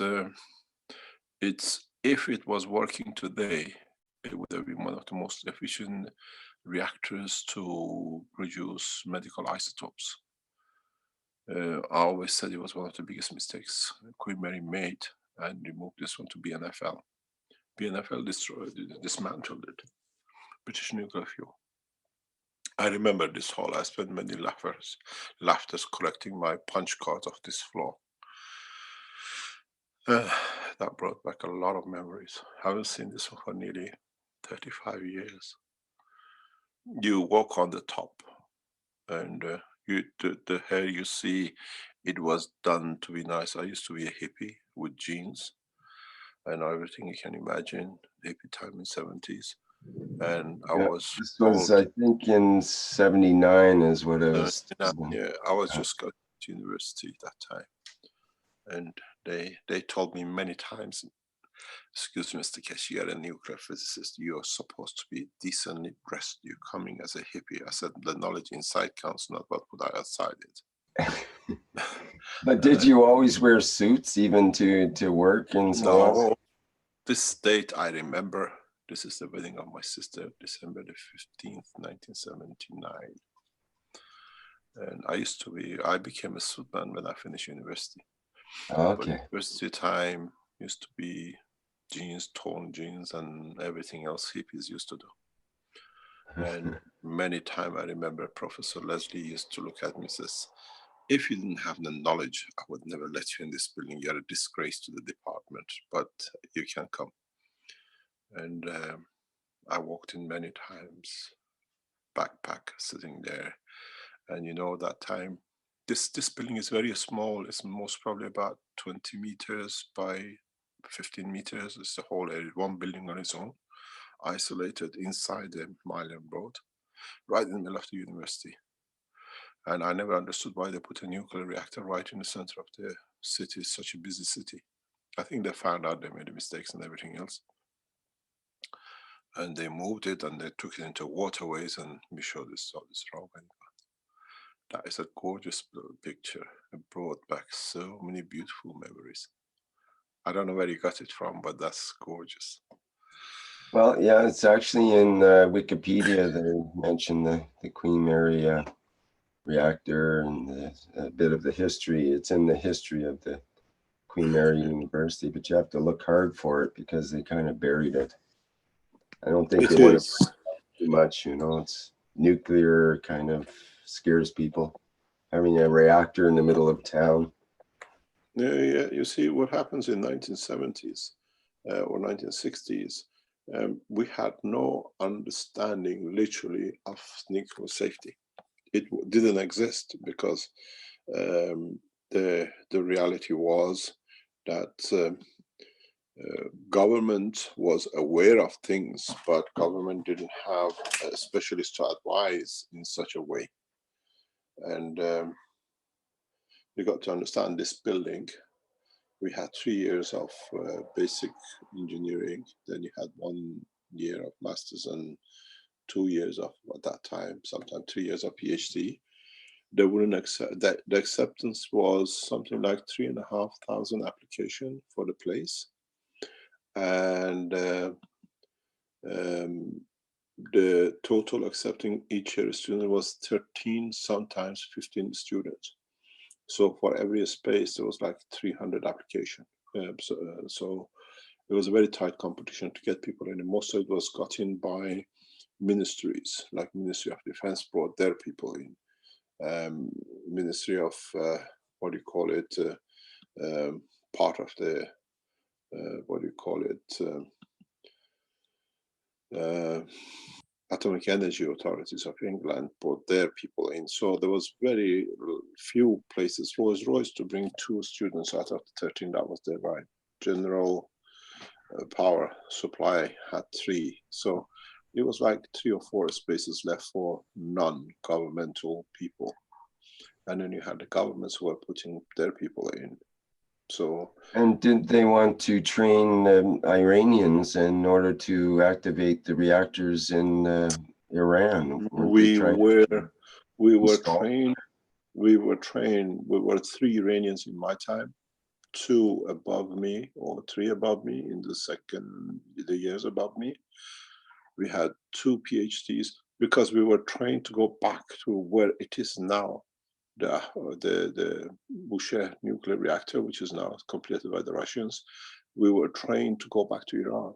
That was part of this is the irony of it, is that originally they wanted the Iranian engineers to set up the reactors in Iran. That was the whole idea. Once they set up reactors, everybody changed their mind. Oh, we don't want to have Iran having reactors all of a sudden. So you see, the course was the Iranian nuclear physicists are not the European or American breed type of nuclear physicists. We are, maybe it's because of our culture, maybe it's because of our bringing, the way we are educated. We are not narrow-minded scientists. We are very broad spectrum of understanding in European teachings. In university, from what they call A-level, O-level, you get very zoomed in. But the Iranians who came, and we are brought up in a spectrum of knowledge in a very soft way, but we were good in mathematical and scientific analysis. And the school of thought was, the more English people we have in the Iranian nuclear industry, when the nuclear reactor of Iran was built, the more British will have influence on Iranian, what they call it, science and technology, where the French were just kicked out and the Americans were backrunners to this thing. And I remember just when this picture took place, you see, a couple of months later or sometime earlier, we had the Iranian Revolution, and the things changed. The top scientists came in from inside Iran and outside. Many of my classmates returned to Iran to develop the present Iranian nuclear industry. We are the forerunners, we are the headers of this technology. And it was free for Iran to learn. We were masters in our game. When I used to speak to the Iranian nuclear engineers in my department or PhDs, they were very soft people, very soft, very happy people, but very close community. We never discussed weapon technology was not on the card. Energy development of the enriched systems, we were always encouraged by our, what we call, people in the British nuclear industry to always consider. And those who came from Rolls-Royce were immediately taken into weapon technology. Many good friends of mine are, 2 or 3 of them in Rolls-Royce are more or less retired by now. And training nuclear physicists was a rare thing. Manchester used to have nuclear engineers, very theoretical, but nuclear engineers hand-on reactors and development was a specialty of Queen Mary. More or less, we graduated about 10 at the end of 3 years, and a huge world industry at that time, they used to gobble us up. I remember if the salary at that time was, let's say, 10,000 for a normal engineer, the nuclear physicists were paid 4 or 5, 6 times, sometimes in America 10 times more to move to state. We were rare breed, very, very number 10. You can imagine the nation produces only 10 nuclear engineers, half of them are committed to military and what do you call it, government. So it became narrowed down. If you're a free nuclear physicist, you could ask for anything and they pay you. And the Iranians were called back. I never went back, but the Iranians called back, and some of the top Iranian nuclear physicists who build Natanz power station now, they come from British background education. They're British engineers, they're British trained, American trained scientists, and they're elite. They're masters in their work. But the strangest thing is coincidence. The name which I carry comes from a small village in the mountains where my grandfather, as medicine man, bought for what they call it, holiday resort. And now that place is 6 kilometers from Natanz power station, which produces all the nuclear material. And I always said, what a strange life, it has to be there. But it is the beauty of it. We were treated as more or less elite scientists worldwide at that time, and we were respected accordingly as a nuclear physicist. Today they don't train anymore, it's finished, it's over. The only training in Britain is shut down engineers, and it's in masters how to find out to shut and reduce what do you call it, radiation leakage. But I used to work in a cowshed in Knutsford in west of Manchester. I used to work with a team of British nuclear physicists. Literally outside you pass, they're all cows. You could never say in these sheds there are 400 or 500 people designing British nuclear industry. And we used to go through back doors that nobody could see traffic. In front there are cows and tightly controlled nuclear top secret bases. Now it's closed down. They moved it back over into Risley on the other side of Warrington in Manchester. And this is where my problem started. I went back to British Nuclear, telling them I've discovered the gravity of one material. I used to be part of the structure. And they called me in. They said, we've been waiting for you 20 years. We knew you're up to something. And they invited me to Manchester War Museum, which is a stone throw from Manchester United football ground. I walked into this office after I requested for nuclear material to make the first space reactor. The room was maybe 2 by 3 square meters, if that, with a round table, 5 people sitting, and I walked in. So the Hartman point says, yes, go in, Mr. Kesh. He said, we've been waiting for you 20 years. We knew you are up to something. We've been watching you. Now you've done it. What do you want? I said, I want nuclear material to test the space reactor. He said, we have a small problem. I said, what is the small problem? He said, it's too classified. You're very high level. I said, what do you want me to do? He says, we want to sign a non-disclosure with you. I said, yes, no problem. He said, you sign a non-disclosure with the Defense, Ministry of Defense. I said, no problem. And then a couple of days later, told me to go back. When I went back, the guy said, I'm carrying an affidavit, some paper. I'm signing on behalf of Minister of Defense of United Kingdom. I said, why am I signing with the minister and not ministry? He said, your technology is too classified. And last week, we were going through documents which we carry across with us as we moved. And I found that paper signed on behalf of Minister of Defense of United Kingdom. And at that time, I think Caroline is listening. Maybe I can send you a picture of it. You can all see it. The British government considered the new technology so advanced that they were scared that it go into the ministry and opens up to the Americans. And they wanted it to be classified and be held directly responsible to the Office of the Prime Minister of the United Kingdom. So I signed this paper. Caroline, can you get that paper from the suitcase? If she's listening, I can post it for you. You'll see it says, on behalf of the Minister of Defense.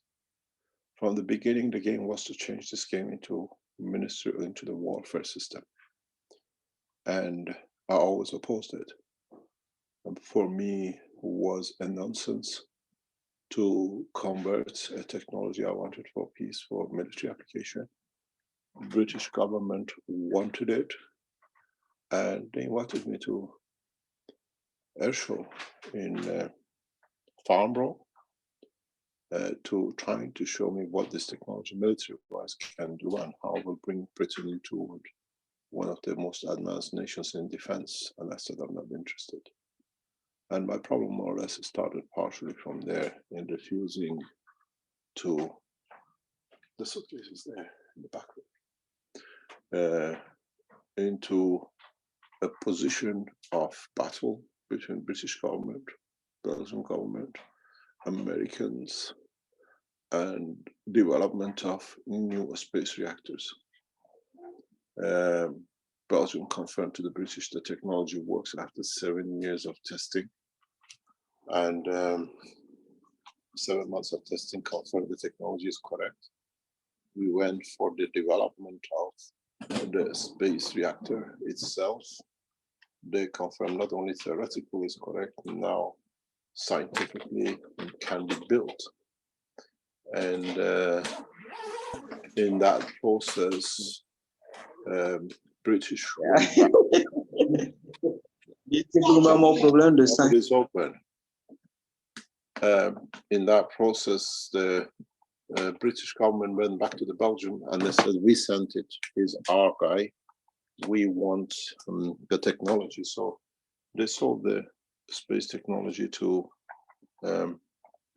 the British, and that became another stepstone towards a lot of problems which created later on, and we're so suffering with it.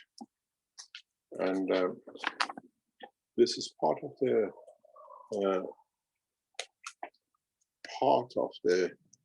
problem we have in this game. That the technology is in an envelope. It's in a very light envelope. That paper I saw a couple of days ago. I released for the first time this paper and I find it. That you understand, nations will activate this technology for military.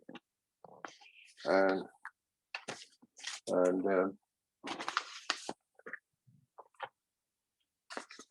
I read it for you. We found the paper.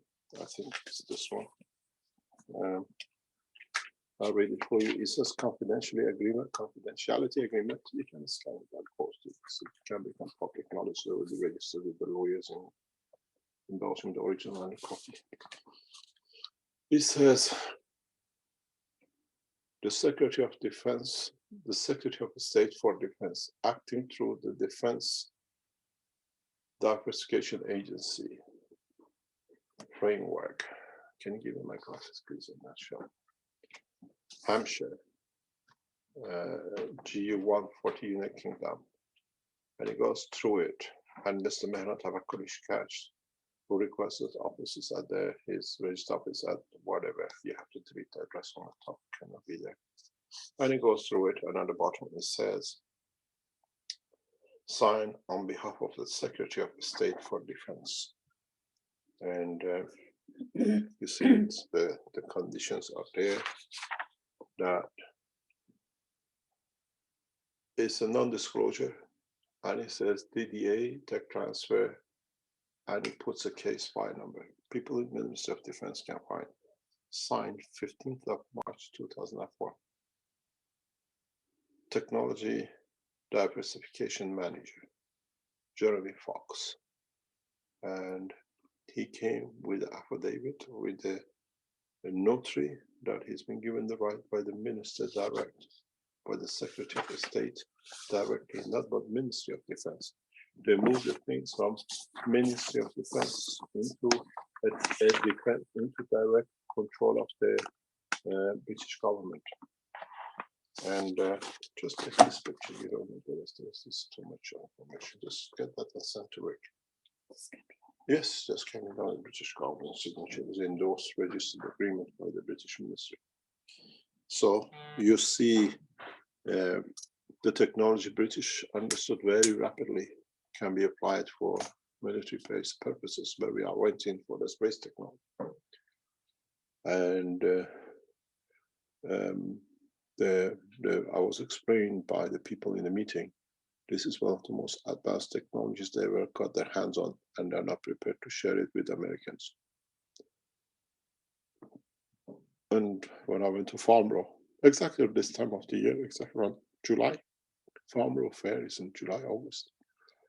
And we entered Lockheed Martin, and then the Belgian government would cheated us into Belgium to lower that. But they spent time with universities in Brussels, and they brought scientists from all over the world to question every aspect of the design. Pages and pages of, they were coming with 10, 20 questions at a time. Can you explain why you see gravity this way, why you see gravity that way? And it's all there. Pardon? Tell me. Just 1 second, please.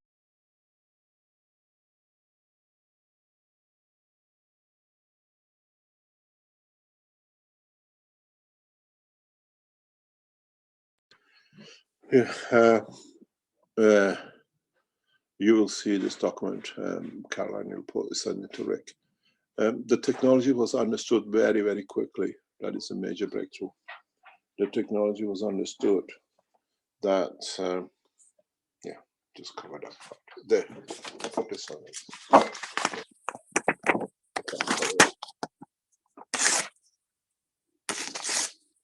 It's the first time we're releasing this document. That you can see how fast defense technology and the British government realized this has to stay as high as possible, top secret. And they they signed on behalf of a minister. Minister appointed, going to a notary, signing papers, to appointing a man to come to Manchester to sign. And he had to give me all the notarized papers that the minister has given the rights to sign on his behalf. And then it shows you how early, 15 years ago, governments realized what is on the table. And they didn't take it into science or Ministry of Science, even directly into military. And this is our biggest objection. And what is interesting is why do governments see everything as military? Why do governments want to transfer this technology into military to cross superiority of killing more? And what is interesting that a lot of you might not understood in this process is that by Belgium making, we've seen the red circle, all this discrediting thing was to make it impossible for us to work anywhere but to go back to Belgium and develop it for them. This was the plan, that our tactical position was very clear. Red Circle was brought in to kill when he gets the book and the information, he couldn't get it, so he poisoned himself. And then the plan was, now that he escaped to Italy, we discredit him in every angle possible, that he's got nowhere to go. And then he will come back to Belgium and we do what we like. And they never counted on Chinese. They never counted on other nations who give support for the development. And what we see is by discrediting, that's what they've done. That's what the job of Red Circle has been, just to discredit as much as. But now it has shown it did not work, but it brought attention to the governments that realized that this technology, why the Belgians spending so much money and time trying to discredit one scientist, it wasn't correct. And now we've seen the major breakthroughs in China and 2 or 3 other countries, Italy. Now we announce very shortly the progress in Italy. And this time, discrediting didn't work. Facts about Kesh and everything else is all made up stories by Peter Fine, by a rapist and by a murderer. And they pay him very well to do what he's doing. He used to live in a back shed in the room. He wouldn't invite me into a room to see his apartment. Now he lives in a multi-million apartment when he managed, he thought he got paid when the last book is done. And a murderer pays very well for these people. And this is something that you have to understand. This paper opens the door for you to see the truth that from 2004, the British government was fully aware that this is a highly profitable weapon, space technology. And now all of you are applying it in a very free way. The problem with it is I stood all my times not to give it, for it to kill. And I stood all the times for it to be a free structure, that everybody can use it. And interesting enough, when you sign documents like this with governments, I signed the same documents as this with the Iranian government. It's a registered document with the Attorney General of Iran signing the papers on behalf of me, or what you call it, on behalf of the government, and registering it, that Iran will never use the technology for weapon application. And we see that up to now has been kept too. I have the same kind of documents with the Belgians. The governments understood very rapidly that this is a highly advanced technology. And they went out when they moved to Italy to discredit. And because that was the only way. That's the only way. Mr. Lauressens has no clue. He doesn't know what is the left hand to the right hand. He could just copy paste some things to be able to sell it. I have in front of me. It says on the non-disclosure agreement signed that Mr. Lauressens receives these documents to write the patent. You see the paper released now on the screen, signed. Just look at the bottom. If you open it, you see it, you can read it. It says, signed on behalf of the Secretary of State for Defense. Why does the Secretary of State for Defense sign such a document? As you see, it's got a number on it, 535, and then there's a front page to it. And that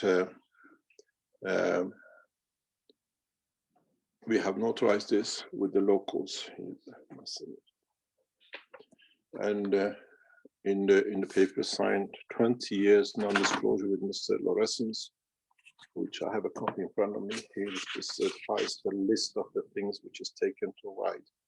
One of the papers is the creation of black hole, Saturn, atom, the dark matter, the static inner core reactors, the static reactor core reference 1, 2, and he signed his name to it. And what he's done on his release books on the others breaking non-disclosure agreements, we can take him to cleaners. Would you like to release this non-disclosure signed by Mr. Lauressens? We better not go because we can see the way it is. So you see it, that Mr. Lauressens has signed a 20-year non-disclosure. Why do you sign a thing and then whatever it is? The American and others have realized that the Belgians have pulled a fast one on them. And that's by trying to discredit, they are going to force. And that's what is being returned. We are not part of the game they want to play, but it's part of what it is needed to, what you call,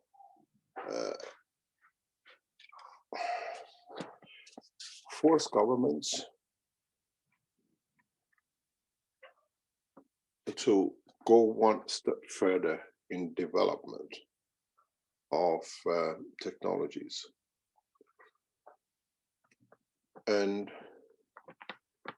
I have many documents in this frame of work. Agreement related to general condition, the use, the handling, and property of personal plasma reactors prototype, signed by the companies, Belgian companies who received documents, the universities in Belgium. Everything is signed page by page, hand signed page by page.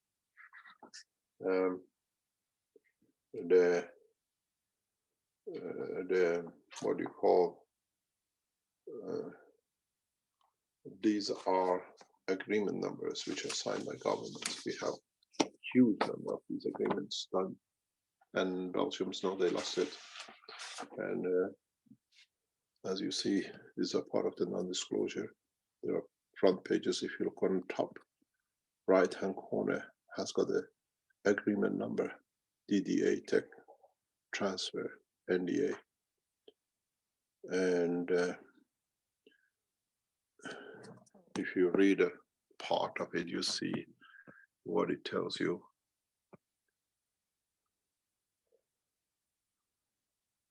That the agreement on the front page explains the technology which is to be transferred to the British government. And they could not get it done when they took me to Farnborough. It was not to, they never estimated that I run into problem for my technology to be used for military bases, military application. And if you go back, the Werhard Groups in Belgium is the only company which Ministry of Defense of United Kingdom bought, because that's where we did the technical design confirmation that the reactor can be built. The day when they were looking at the confirmation that they wanted to share or sell the technology to the British, there was a meeting. Prince Philip, which is now is the King of Belgium, Philip came to Werhard, and I was told he's coming. And I said, if he's coming to see my technology, how come I'm not invited? They said, no, it's something he cannot be here, it's okay. And so when Prince Philip was shown this technology, the murder plan for me started. Our connection doesn't go back to the ex-king. Philip was the guy who I can give the date and they can enter where he was that day. He went to Werhard to see the system and a plan to possess it and then sell it, and while they were sharing it, the British came into operation. We kept all the details. Every meeting with Werhard, they have signed the information they received, the agreement that they want to go for development. The technology is complete, is correct, and they want to produce it. I can release that paper for the first. I'm 60 years old, they cannot do anything.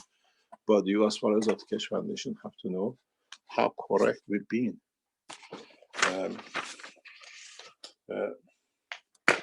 I'll read it to you. I can release it because it's signed by the director of the Werhard. Caroline, can you come here, please? This reads, Mr. Potter is somebody who's our correspondent, says, after several technical conceptual meetings with Mr. Keshe, Werhard is interested in evaluating property of project developed by Atomic Fusion Reactor Corporation. Mr. Keshe's extensive knowledge regarding nuclear physics and proven track record of publications in required fields seems to have the required knowledge about the concept and physics to dimension such a kind of reactor chamber. Werhard, with his experience to build experimental reactors for research purposes, i.e. reactors for a space experiment, will deliver the required multifunctional services to construct the proof of technology for atomic fusion reactor. However, Werhard is convinced that a third party needed. And then Werhard, after doing all this work, writes, this is a letter dated 26th of 4, 2005,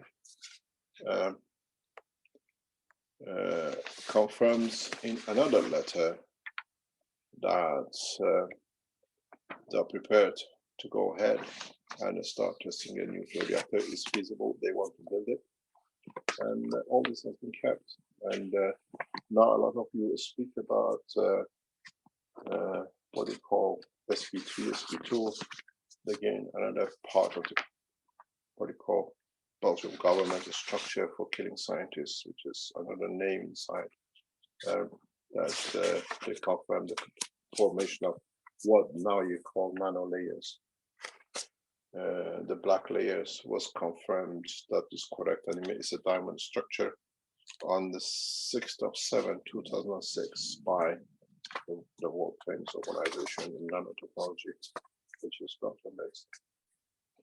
And you see this very clearly.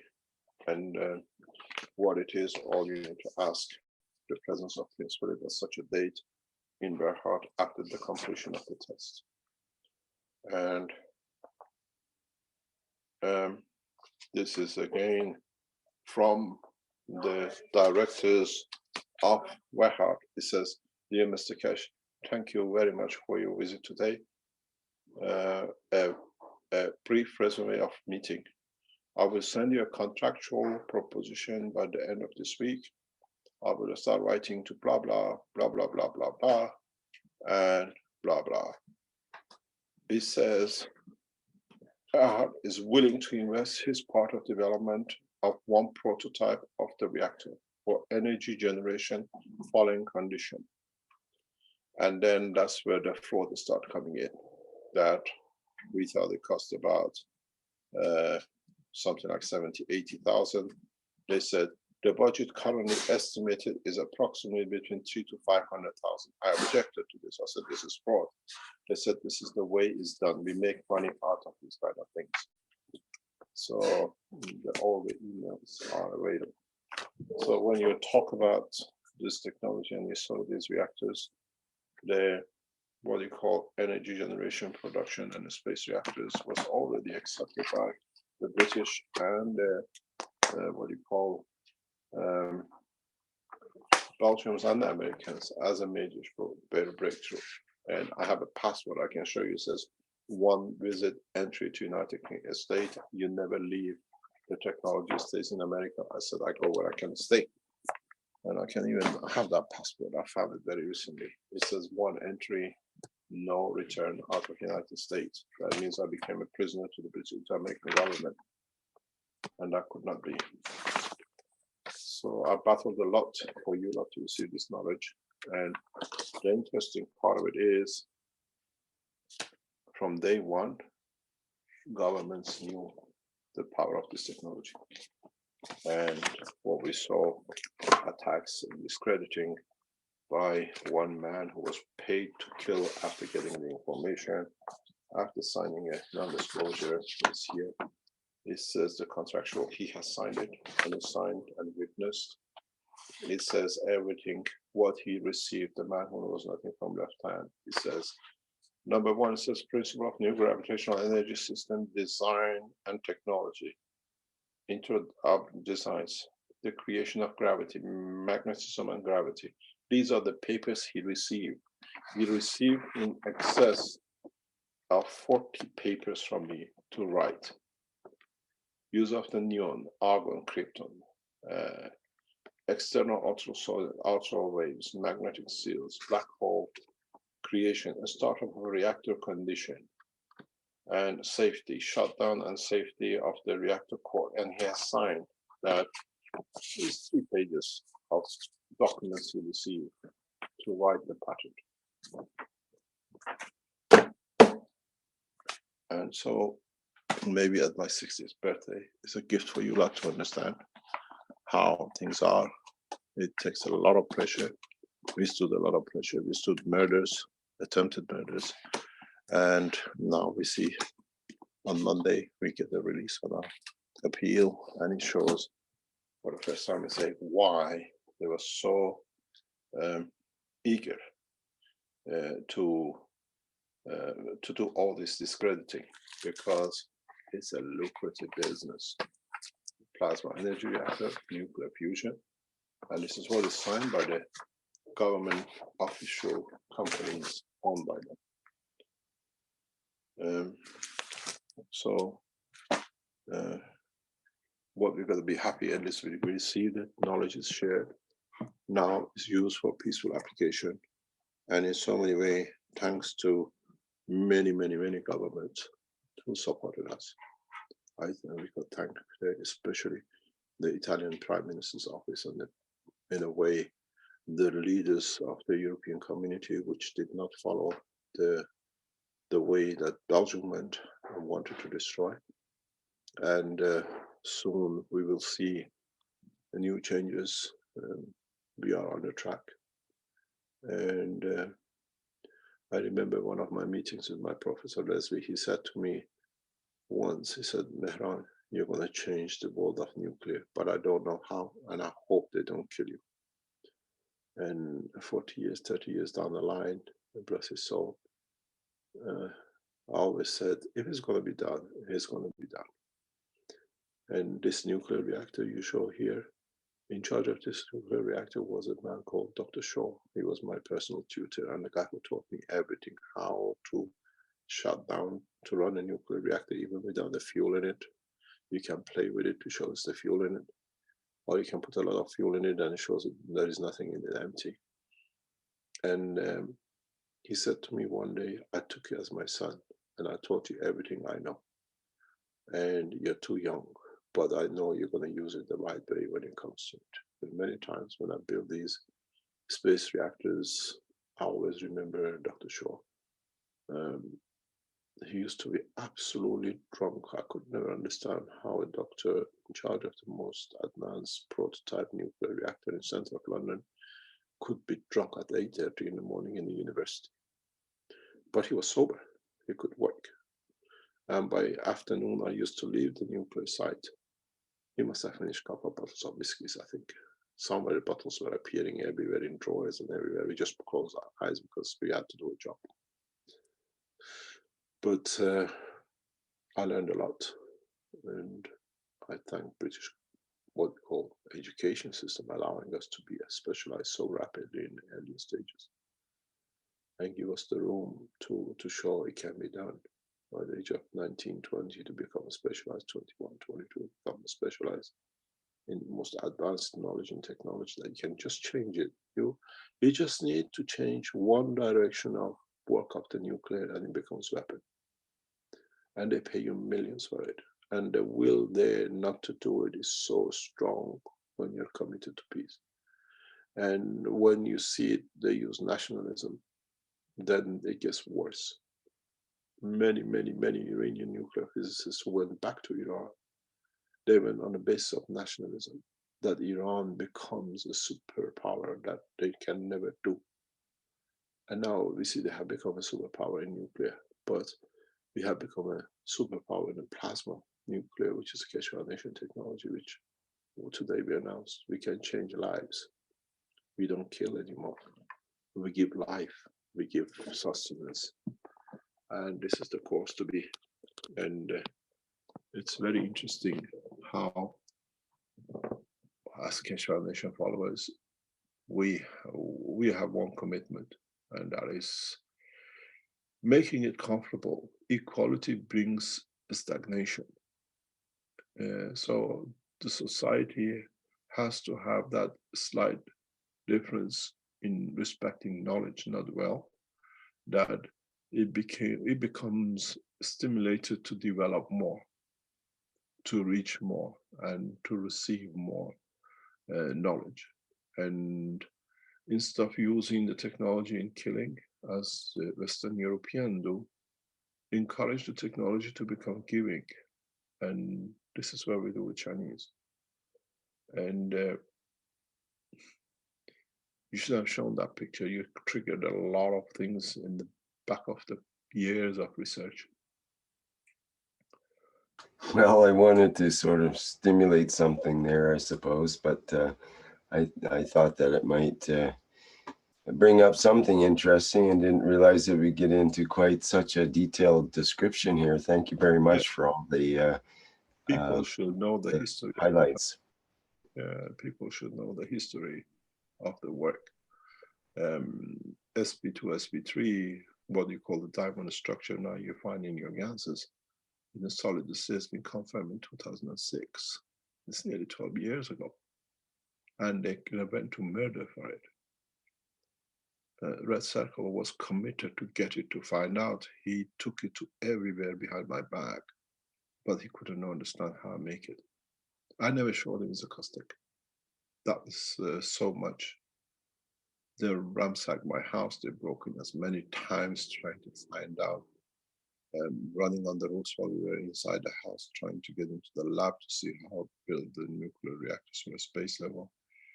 Every game was played by the Belgians. And it was so simple that time I didn't realize I was sharing knowledge with a man who was then organizing how to be robbed and kicked and murdered. I was giving the meat to the cat to look for or after. He's the biggest murderer we know in the scientific world. We have enough evidence on him now. It's directly connected to the murder of Fabio. That's for sure. Let us go through the appeal. We bring him to European Court of Justice. Red Circle is directly connected to the murder of Fabio. Directly, not indirectly. He's directly involved with the Armenians. We have a full proof, and I don't go out with it if it wasn't.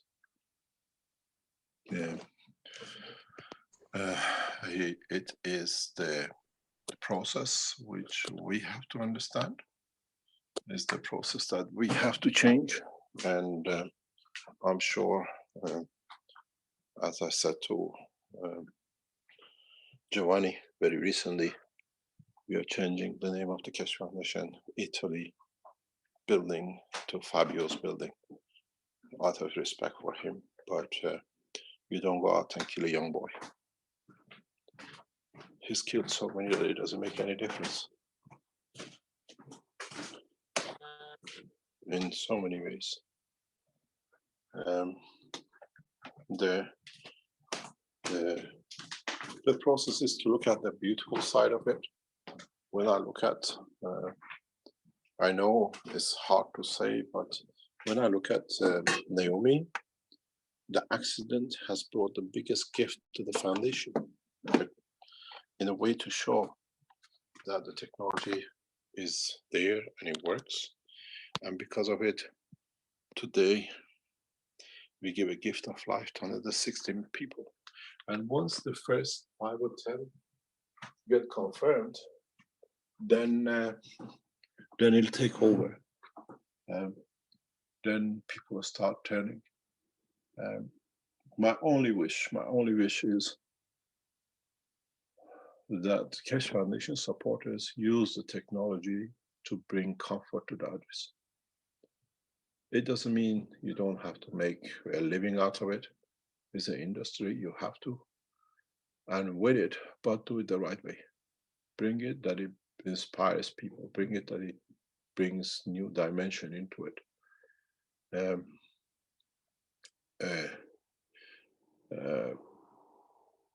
It's amazing how the knowledge, the simplicity of it can bring such a huge changes. But now, what a Minister of Secretary of State, we don't sign a document with a Secretary of State for a simple technology. 15 years ago, actually when I was in university in 1980, they knew I'm after something. My professors knew I have done something, and there is a reason that I work this way. And they were all waiting. As I said, when I entered that room with 5 people in, the guy said, "Hello, Mr. Keshe, we've been waiting for you for 20 years. I said, "How come?" He said, "We knew you're up to something. We've been following you. But what do you want the nuclear material from us?" I said, "I sent my request to BNFL while I'm meeting in the War Museum in Manchester." He said, "You will understand. Let's talk." And now I understand, some 14 years later, what they understood at that time immediately, because they were following my developments.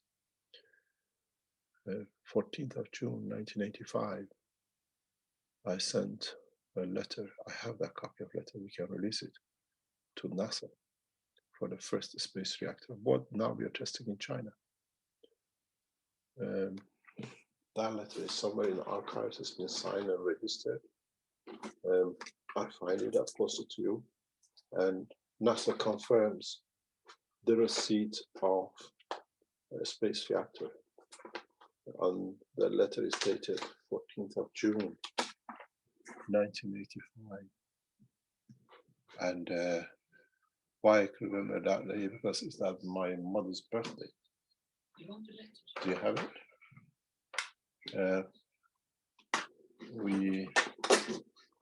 Caroline tries to find the letter. So what you call the new space reactors, so we tested for Iran, and we test now more advanced version of it in China, was sent to NASA in 1985. 95, 2005, 2015, 33 years ago.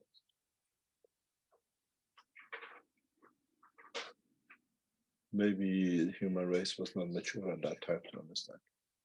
But there are different ways of explaining the same technology. As we said, we started with the gas one. We went to the gas, and now we're going to the neutron.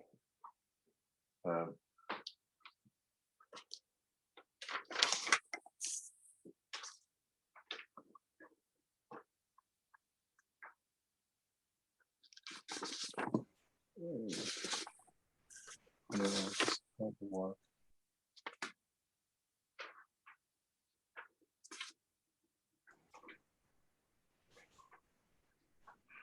No, this is the visa by the American government to go to the United States and then come back.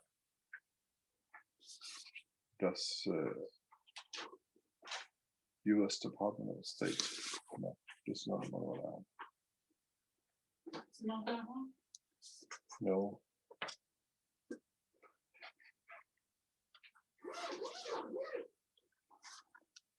No, this is with the Yale University and the Ministry of the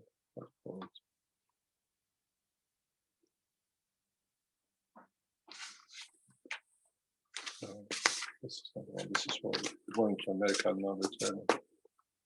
This is to do with the Department of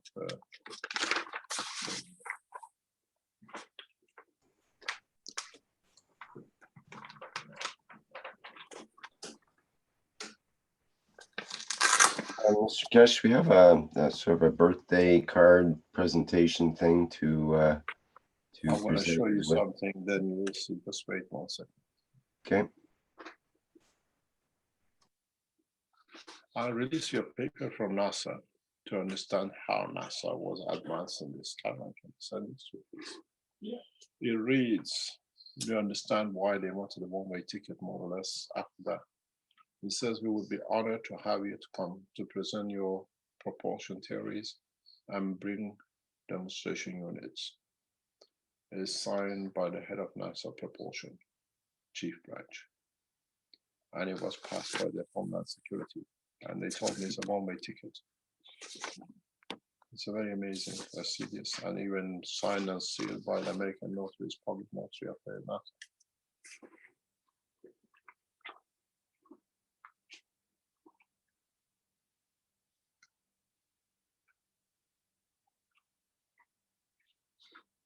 It's a very interesting from the head of propulsion. Now he's responsible of NASA mission.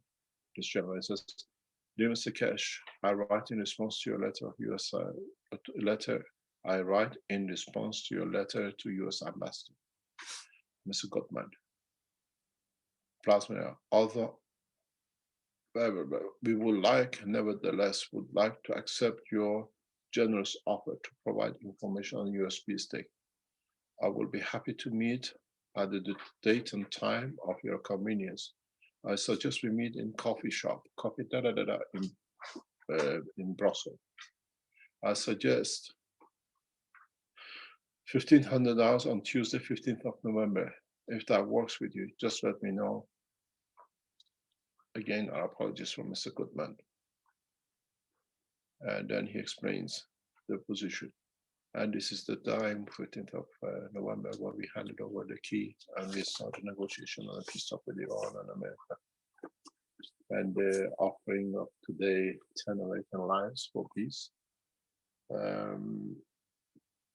is the continuation of the same process.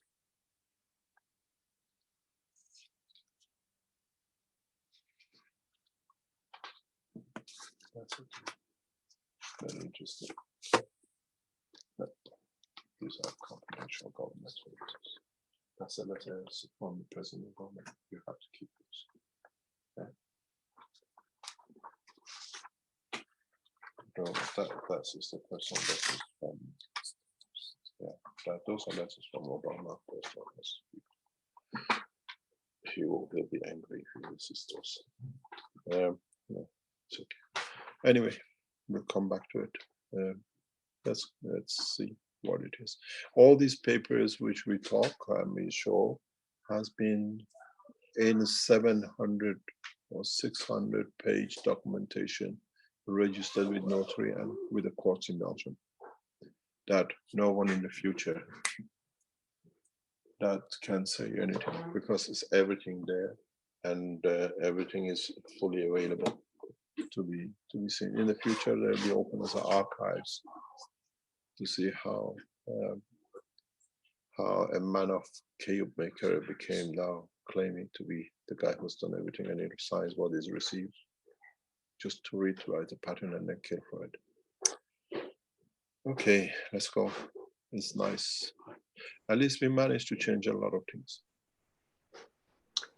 Yes, things are definitely different nowadays. So thank you for all your efforts through the decades, actual decades, not just months and years, but decades of work, probably since you were a wee boy. I think you've always had this urge to change the world, perhaps. When I went for my interview to Queen Mary College for a place in the university, the interview one out of so many, I went into the interview room with Professor Leslie, Dr. Shaw, and others, which I got to know later on. And after about 5 minutes, Professor Leslie told me, he says, what do you want to do? You decide. We offer you both courses as a nuclear engineer or reactor specialist. I said, I want to go for reactor. He said, we don't train one every 5 years. If we train one, it's a lot of involvement. I said, that's what I want to be. And he said, you carry enough knowledge. I'm prepared to invest in it. You'll do the nuclear reactor technology development. And I was 17, 18 when I went for the interview, and I could give them a full detail of a space reactor on a nuclear basis. And Dr. Shaw told me once, I don't know why you come to university. We have to come and learn from you. And, this is how the life is. It's a gift, and you have to share it. And now we share it with 60 more lives, and hopefully it becomes a pattern, standard pattern, that no one will last more than a few hours in a coma. Very good, Mr. Kesh. Thank you. Thank you very much. Okay, well, let's if there's no other things that we should be addressing, perhaps we can move into the birthday card celebration. There was a question whether we should have getting drunk with the knowledge. Perhaps. Certainly some are very passionate with their exposure of it. Okay. Thank you, Flint, for running the background here. And I'm not sure if I should read all these comments or whether people can read them for themselves. Oh, you can read the main one there. Okay. So it starts out, to a wonderful soul who is a friend, a teacher, a guide, a mentor, a coach, a father, a husband, a master, a way shower, a messenger of peace, and an awesome human being. Happy birthday, Mehran Kesh. Your unconditional love, your infinite patience, your perpetual giving, and teaching of universal knowledge have forever changed the course of humanity and has touched all souls on this wondrous planet and beyond. We thank you for all you have done and continue to do. We wish you the happiest of birthdays, and may this year be the best year ever. With love from everyone at the Global Kesh Foundations, Earth Council, and Universal Council. That was added by Flint. And I'll definitely read the one by Caroline here, who says, happy birthday, my husband, my love of my life, my friend, my trustee, the father of my children, who are the most beautiful gift to me and humanity. As a teacher, no man could elevate so many souls and achieve world peace. But in one lifetime, you are the man that united and freed the souls from our physicality. Your kindness is in our hearts and minds and written in our souls for all of eternity. With love, my love, Carolina Kesh. And Toppoli.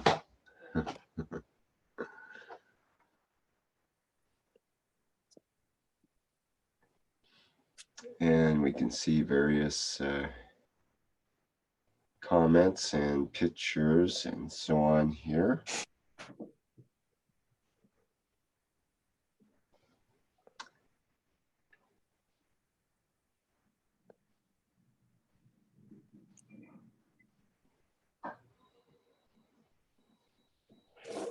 See, is there any I should particularly be reading here?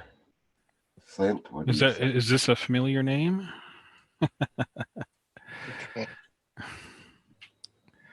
Jostelkesh?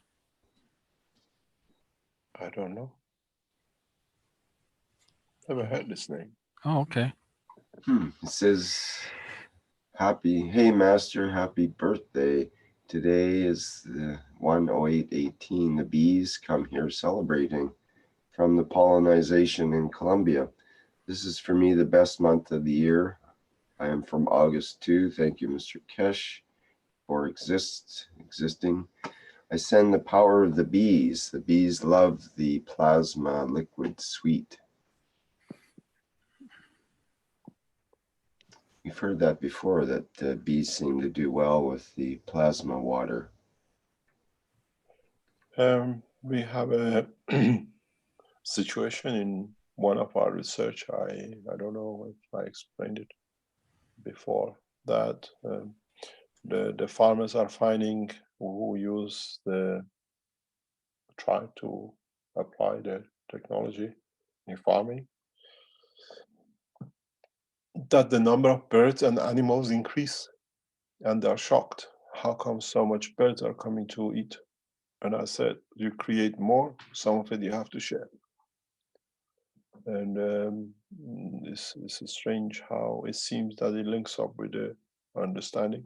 When you make the CO2 with the amino acid GANs connection or zinc oxide and amino GANs in it, by mistake you cannot separate it. You create this condition that you link up with the soul of the animals, and anyone which is connected to what you call amino acid chain.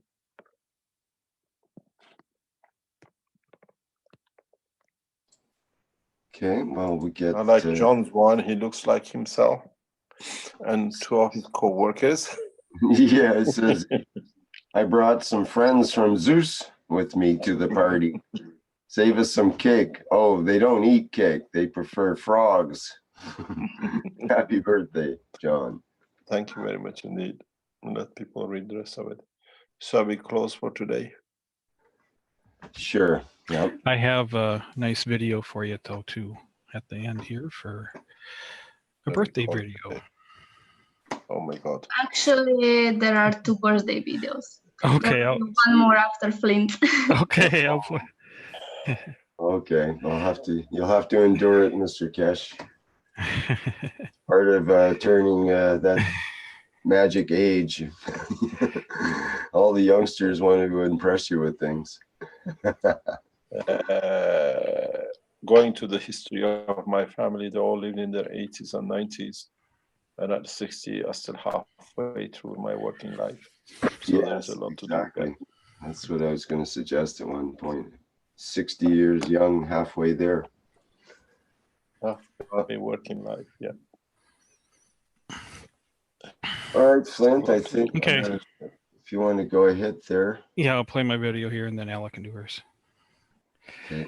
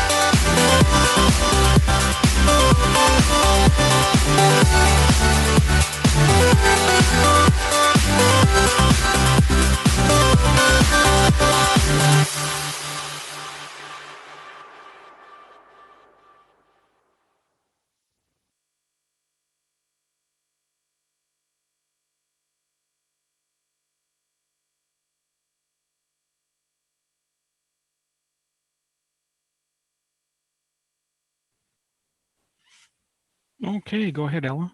Yeah, we have just 5 minutes of storyline prepared by the Kesh community. So on behalf of the Kesh community for Mr. Kesh's birthday as well.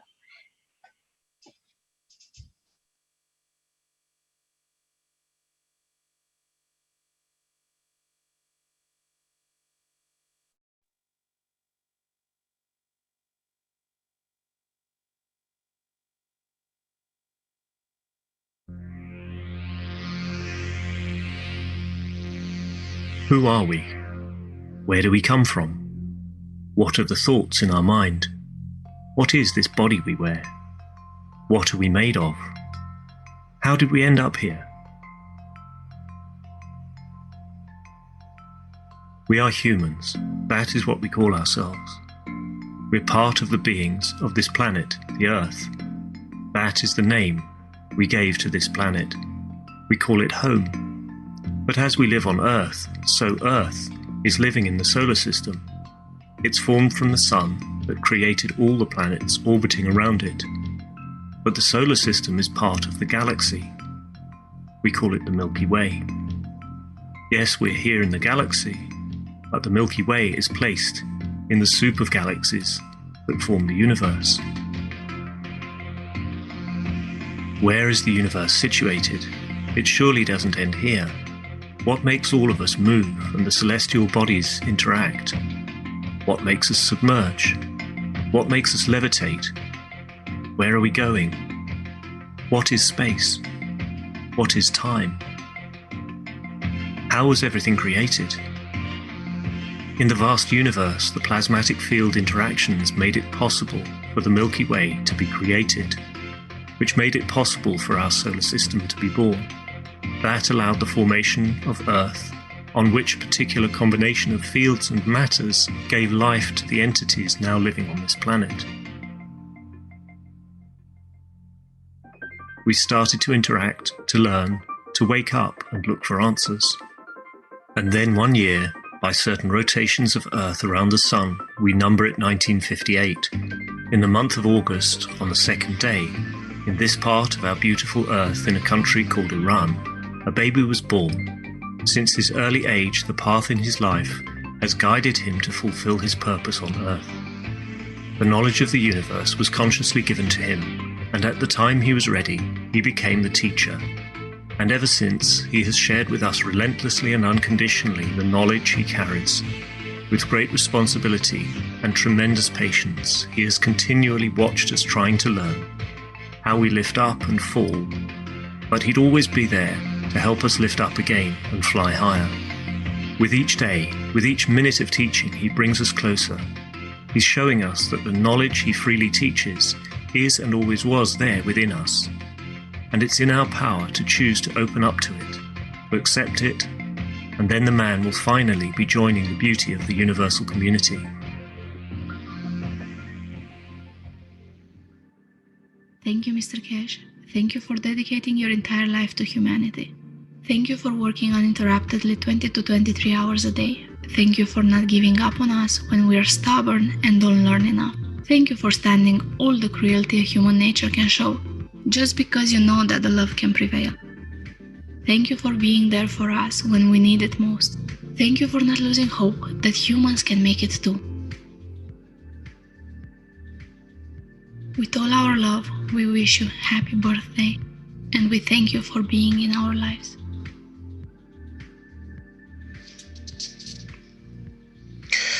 On this day, I want to, on behalf of Team Ghana, to wish Mr. Keshi a very happy and a memorable birthday. Thank you. Happy birthday, Kesha. Wszystkiego Najlepszego. zdrowia, Szczęścia. Obecności. Under your leadership, you have brought out the best in us. Kesh Foundation Ghana Limited is so lucky to have a wonderful person like you. Myself and all the other workers wish you a happy and a blessed birthday. Happy birthday to you, Mr. Kesh. May all your wishes come true. Happy birthday, Mr. Kesh. Thank you. Happy birthday, Mr. Kesh. We wish you love. Happy birthday, Mr. Kesh. Happy birthday, Mr. Kesh, from me, Naomi, and all my family. Thank you very much for all your support and for what you did and do for us. Again, happy birthday. Hello, Mr. Kesh. I want to wish you a happy birthday, and I hope that on this day all your wishes come true. Again, happy birthday from me, from my family, to you. عيد الميلاد سعيد سيد كاش. Happy birthday, Mr. Kesh. Bon anniversaire, Monsieur Kesh. Happy birthday, Mr. Kesh. Wishing you a great day and a fantastic future. All the best. Happy birthday, Mr. Kesh. Happy birthday, Mr. Kesh. I'm very happy to be here in the same time with you on Earth. مهران جون تولدت مبارک. Happy birthday, Mr. Kesh.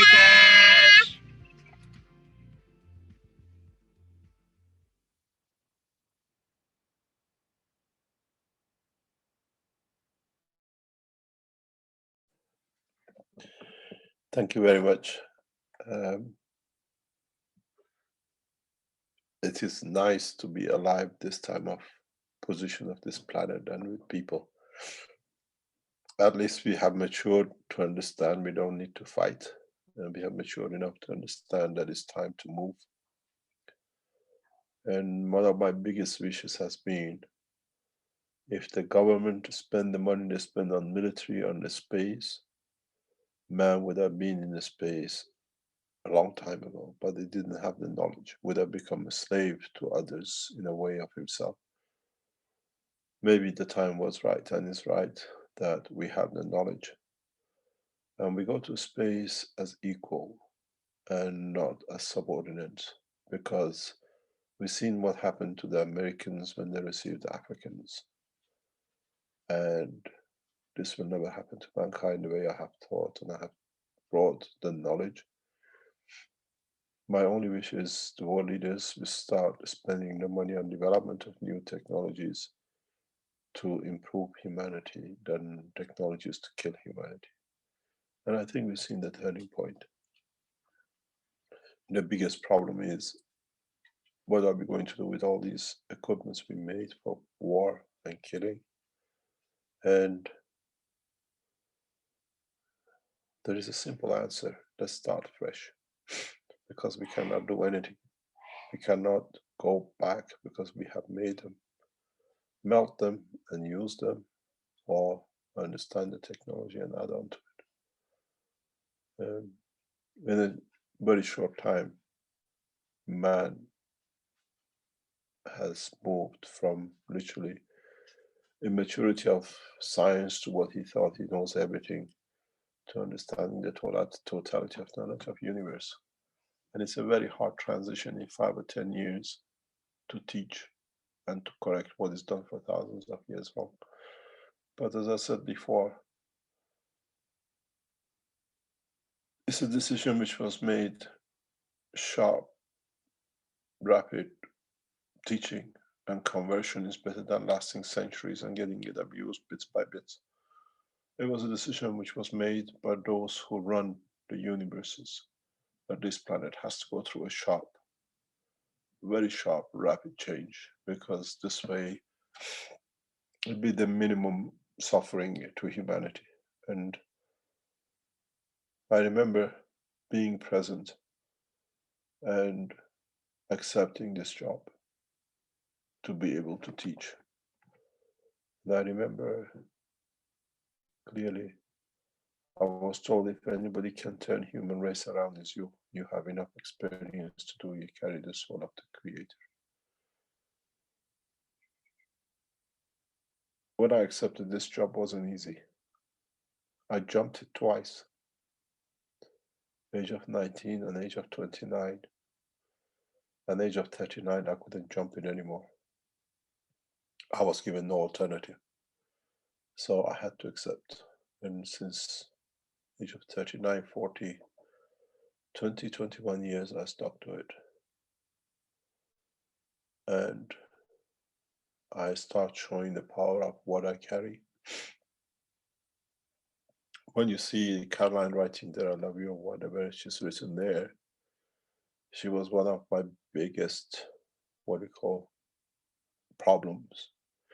I remember we used to live in Belgium. She put a candle about a kilo weight in front of me against the door. And she was trying to convince me that this is not, it has to be, she said to me, concentrate on the light. Concentrate on not at that candle. And I, in 1 second, I said, I'm the light. I don't need. And the candle just flew across the room. And that was the end of discussions.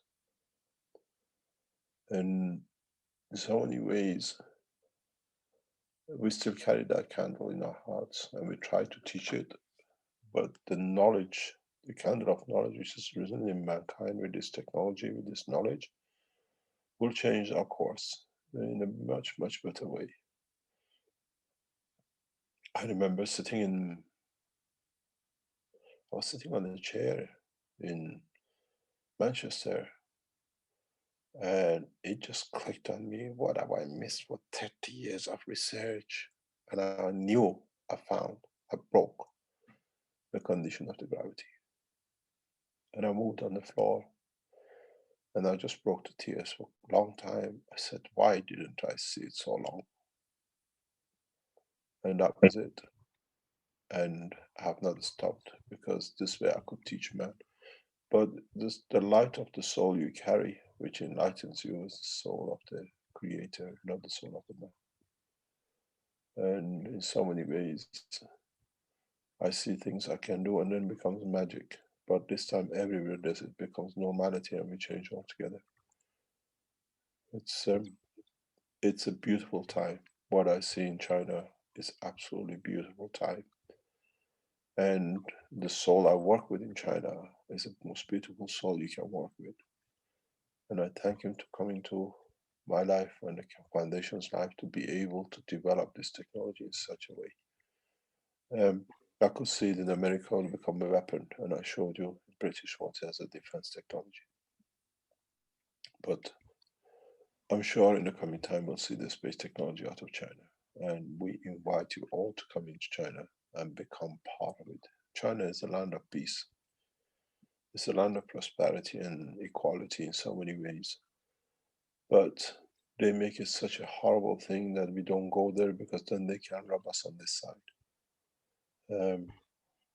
I found love. I found peace. I have found prosperity, and most of the time, human nature, sincerity of good nature, and very balanced life. And in the coming time, we'll invite you to come to China. And let's change the world through a nation which lives through peace. And I'm committed to it. And I've become the resident of this nation at the moment. To see everything through. To me, it's not a national, I just don't speak the language. But I understand the love for the humanity which will come through this part of the world. We call it Chinese nation. They have their own good and bads, like everybody else does. But maybe it's time, instead of going to America, it's time to come to China. And let's bring the science of peace through a nation which knows balance, yin and yang. I'm committed to Chinese president's peace work. As long as he keeps the track the way he has done, we stand by the Chinese nation. And my knowledge is free to hold the Chinese community and nation. The rest have to decide which side they go. And we see gradually a lot will go our way, because it's a good way. And as what I call the love I have found in China is the love I brought to Belgium, abused, and in Italy they killed for. And in so many ways, maybe we have to go back to one point to understand there should be a balance in science and technology and the life of the man. And in so many ways, once the technology breaks through the way it is, and I start 2 o'clock, 3 o'clock in the morning sometimes with the space development in China. And I stay around the clock till they go to sleep, and I still stay there. We have achieved it. I've seen it in past 48 hours. It's getting much, much closer for the Chinese to reach confirmation of physicality through magnetic fields and lift and motion. And then that will change. That will change. That'll bring a lot of changes. You remember a few weeks ago, I said very clearly that I'll change the course before November sanctions. And you've seen last this week, we already have changed the course. There will be no sanctions. No one will suffer. And we release more technologies that to make that change. I thank you all. Without every single one of you, one by one, you join the system, you join the Keshe Foundation, and you deliver your souls and so much of the physicality. But the time has come, and we're going to change it because we wish to change it. When I heard President Trump saying these words this week, I said, yes, I got him. Now we bring him to Iran and we show him the love. And maybe we marry him to Iranian woman in one way or another if we can make him a Muslim, because the Christian and Muslims are the same. And it's a good thought. That's a very funny thought, Mr. Cash. He's married many different women, you understand. He has a bad track record. So it's good to see if we can make a Jew out of a Muslim and a Christian out of a Jew and the rest of it. And then we'll see if there is worth fighting. I said a joke to Netanyahu group a couple of years ago. They said to me, he won't negotiate peace with me. He said he'll negotiate peace with anybody. I can bring in the CIA people who negotiated with him or established a link with the Israeli government for us. His response after a week, 10 days of thinking was, I'll negotiate with anybody with Iran except Kesh. He'll get his name. And I made a comment to the American guys. I said, do you know why he's so anti-Iranian? They said, why? I said, because he must have loved an Iranian woman and she didn't marry him. Now he wants to take revenge. We are so lovable and so peaceful. And when we let go, it hurts too much. And now we understand why, because he wants Iran to be part of where Iran is part of this planet, not part of Israel and the rest of it. But what is interesting is how world leaders, through indifference of not responding, change their position. I remember one thing very clearly, going to the newspapers and read it. Mrs. Thatcher in 1980 said something very, very interesting. She said, women are not for turning. Once we make a decision, we stick to it.